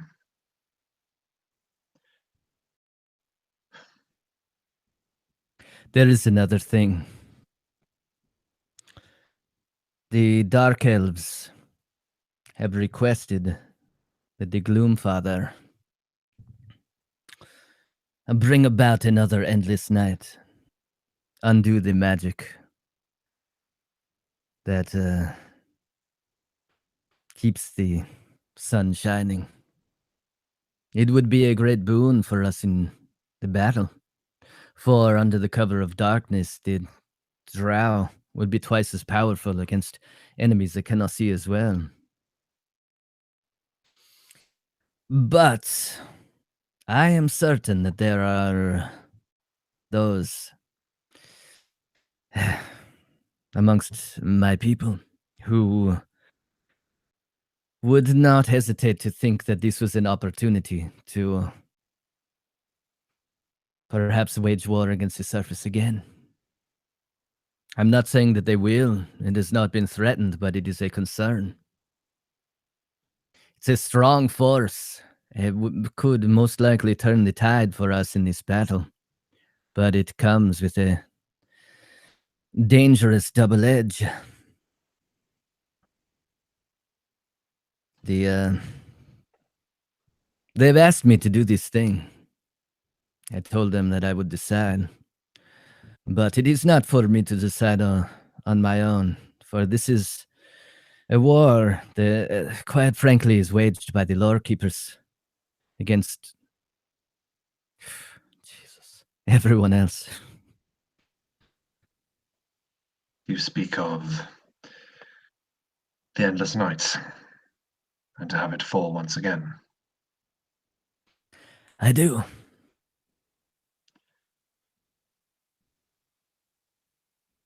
If it were known that a lawkeeper were to do this, everyone within this realm would know. We could make it known. Everyone would have confirmation of your presence here. And everyone would hear the tales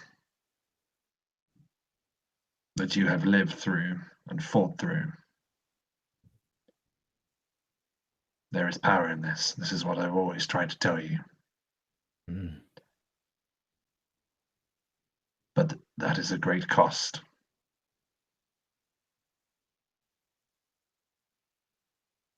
Well, surely if my father was able to undo this, I could probably undo it myself once it is done. We're not seriously considering blotting out the sun. Are we?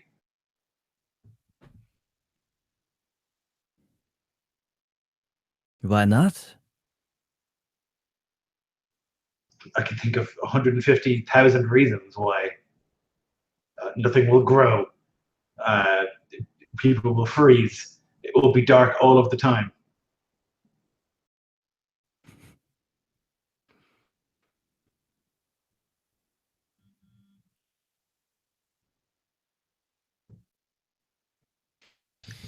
A decision must be made.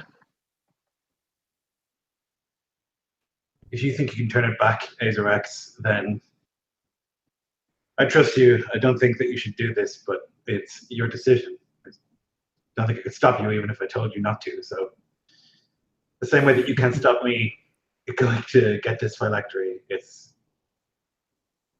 going to that point. Yeah, no, it has. We must go. We must go our own ways. I will go to the mountain peak, and I will remake the endless night. Marius, go and destroy this phylactery. Taxes, least. I trust both of you to make the decision that is best for all of us. What say you? Where will you go? What will you do?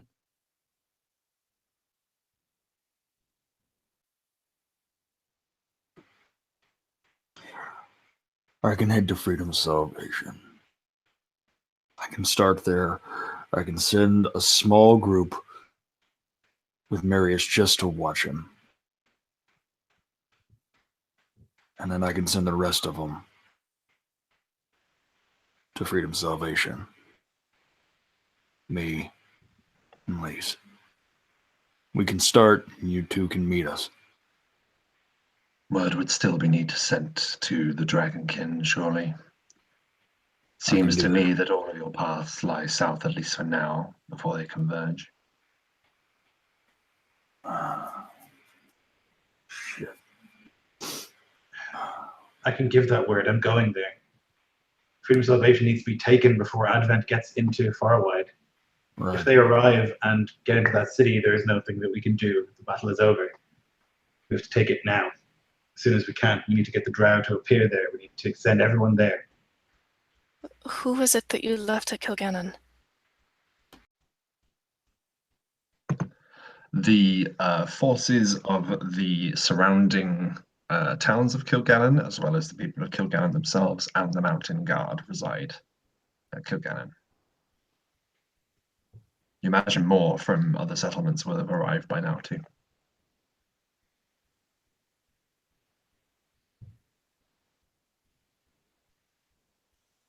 I can send word. I can get word to leaders and have them begin the march. I think it is time to do this.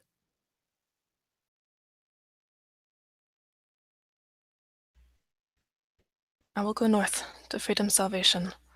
I will meet whatever forces we have arriving there. Where would you have me go?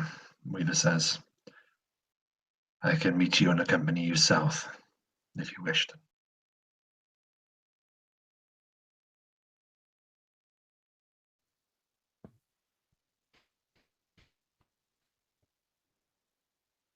If we are already traveling there, he turns to the other Lorekeepers. Would it be better to have Weaver stay and continue the search for Equinox? He's probably behind most of this anyway. He can coordinate better from the Methanium, the center of Farwood. If that is your wish. It is yours as well, Weaver. Is that correct? It is, he says with a sad voice. But promise us this. When you find him, face him with us. We don't need any more dead Lorekeepers.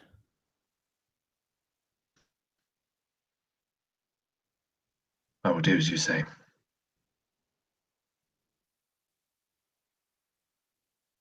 Go now. Time is of the essence. And for what it's worth,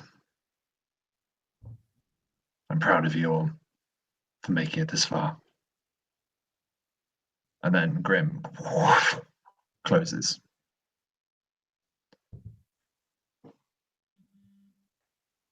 Well, Grim says. A fork in the road.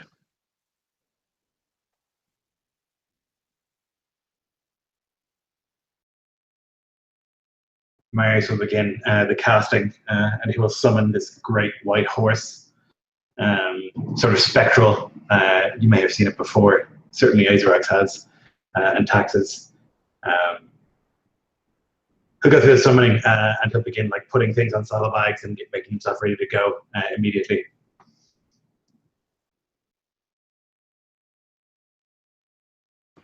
Hey, asshole. Before you leave,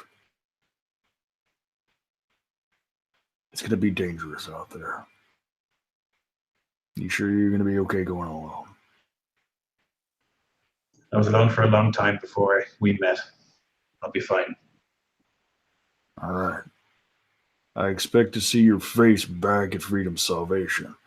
If not, whoever messes you up is going to have to deal with me. Understand me? I do. I'll be fine. I'll see you in Freedom Salvation. Give them hell. Marius, right. are there... Surely there must be some other witch hunters who have access to the same magics as you. Could you bring a few of them with you? You are capable, of course, but just another set of eyes and feel better.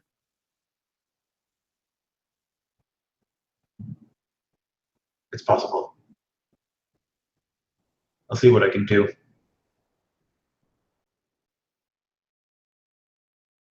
And he would like sort of call over, what's his name? I keep forgetting his name, sorry. Haldir? Hadrim, it's okay. Lots of names in this game, it's all good. Yes.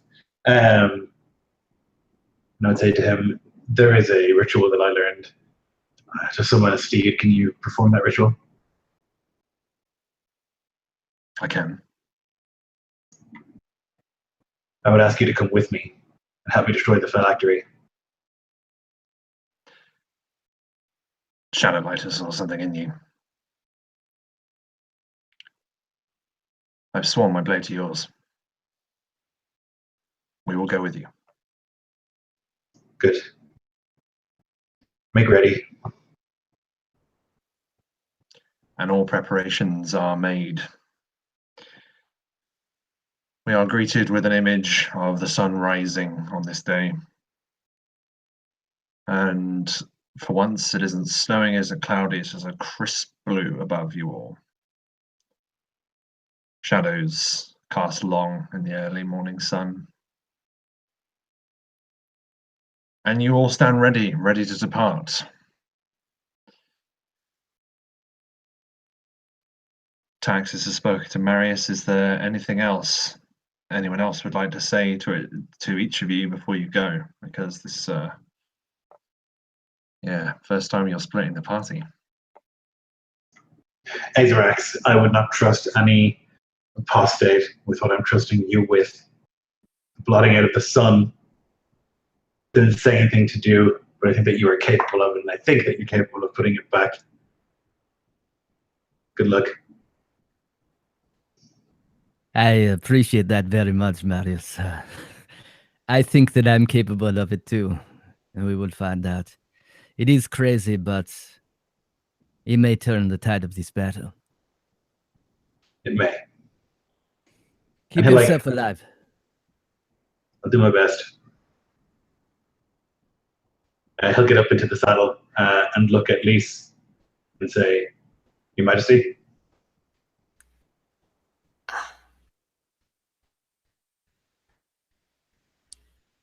Good luck, Marius. And you. Yeah. And you all go separate ways. Rob, if I may, as we're getting ready to depart, I imagine that there's a scene where Azarax is standing in front of the assembled drow.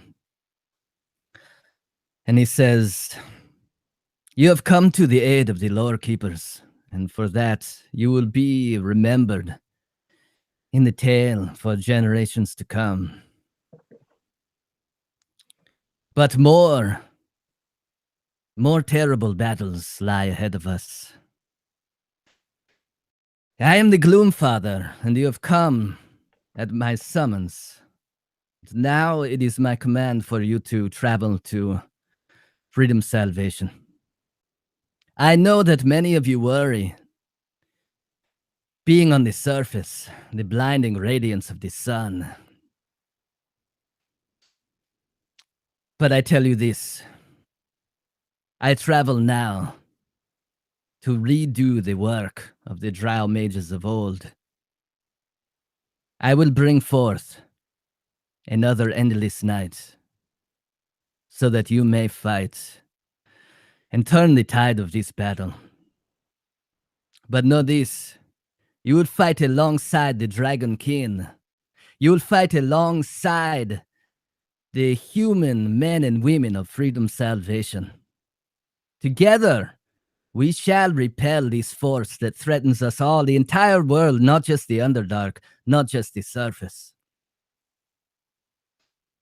And when it is done, the land of Freedom Salvation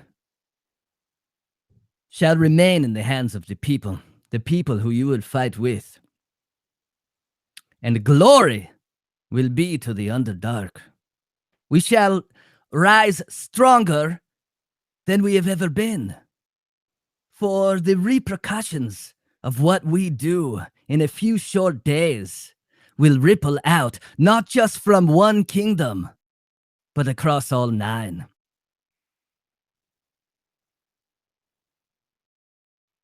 And as you give the last words of this speech, and spears into the ground, and your forces of the drow stand to attention and ready for a long march to the wandering sun, our vision moves up, seeing Taxes and Lys preparing to head north. Our vision chases Marius as he gallops into the distance in an attempt to end the dreaded curse that's been at the heart of the witch hunters all along. And finally, our vision moves to the spire in the southern regions of Farwide, where above it, the wandering sun burns. And that is where we will leave our heroes tonight.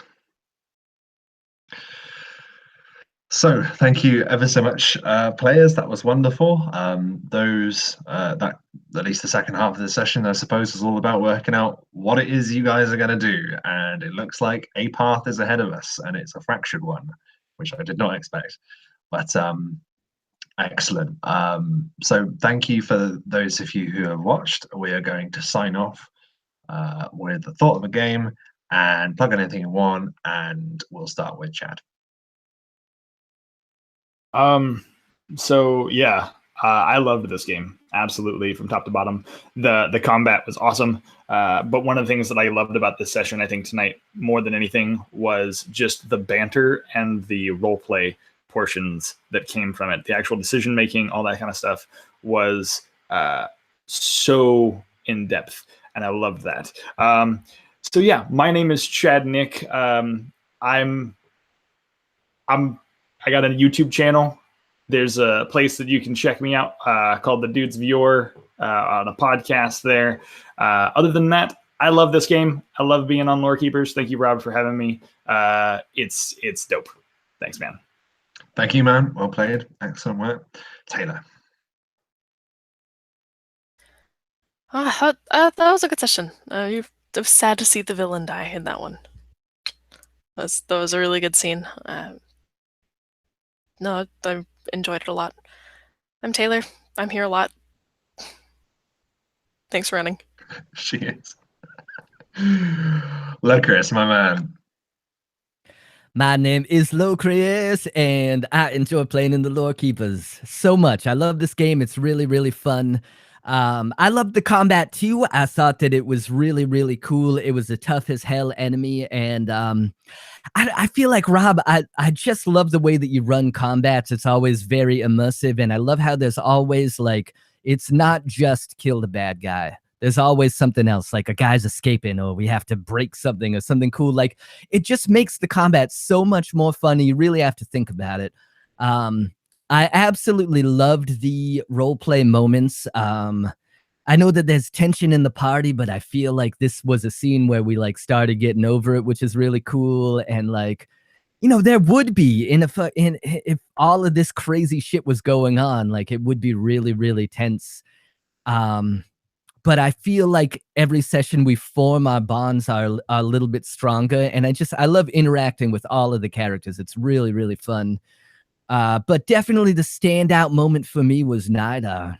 I mean, I'll say it again, when a villain dies and you're sad that they die, man, that's just so good. And I love the zone of truth glimpse into his psyche. It was amazing. I loved it. My name's Lorekeepers. Bye. Thanks, man. And I suppose, yeah, the reality of the situation is that all of that attention, all that wonderful role playing comes from you guys. I just have to sit back and watch, which is just the best. Excellent. Thank you very much, man. And finally, Lloyd, thought of the game and plug for those three people. I really enjoyed it. The scene with Nida was great. I think that was necessary, and there was like some sort of poetry there, I think, in the way that he died, which is nice. And yeah, this is a very enjoyable session. I think the planning, like, I'm really into that. I like that aspect. So whenever we can like pour over a map and like decide what we're going to do, and it's difficult, I always enjoy that. I've made a Kickstarter for Iskloft, which is a Viking-themed D&D setting. If you're interested in that, and somehow you are not subscribed to my channel, but you are to Rob's, then you should follow me over to your RDM and watch some Iskloft games. Yeah, thanks, Rob. Very welcome, man. And I will leave you all on just saying rest in peace, Nida. You're a son of a bitch, but we loved you. Take it easy, everyone, and I hope that all of your performances are up to standard.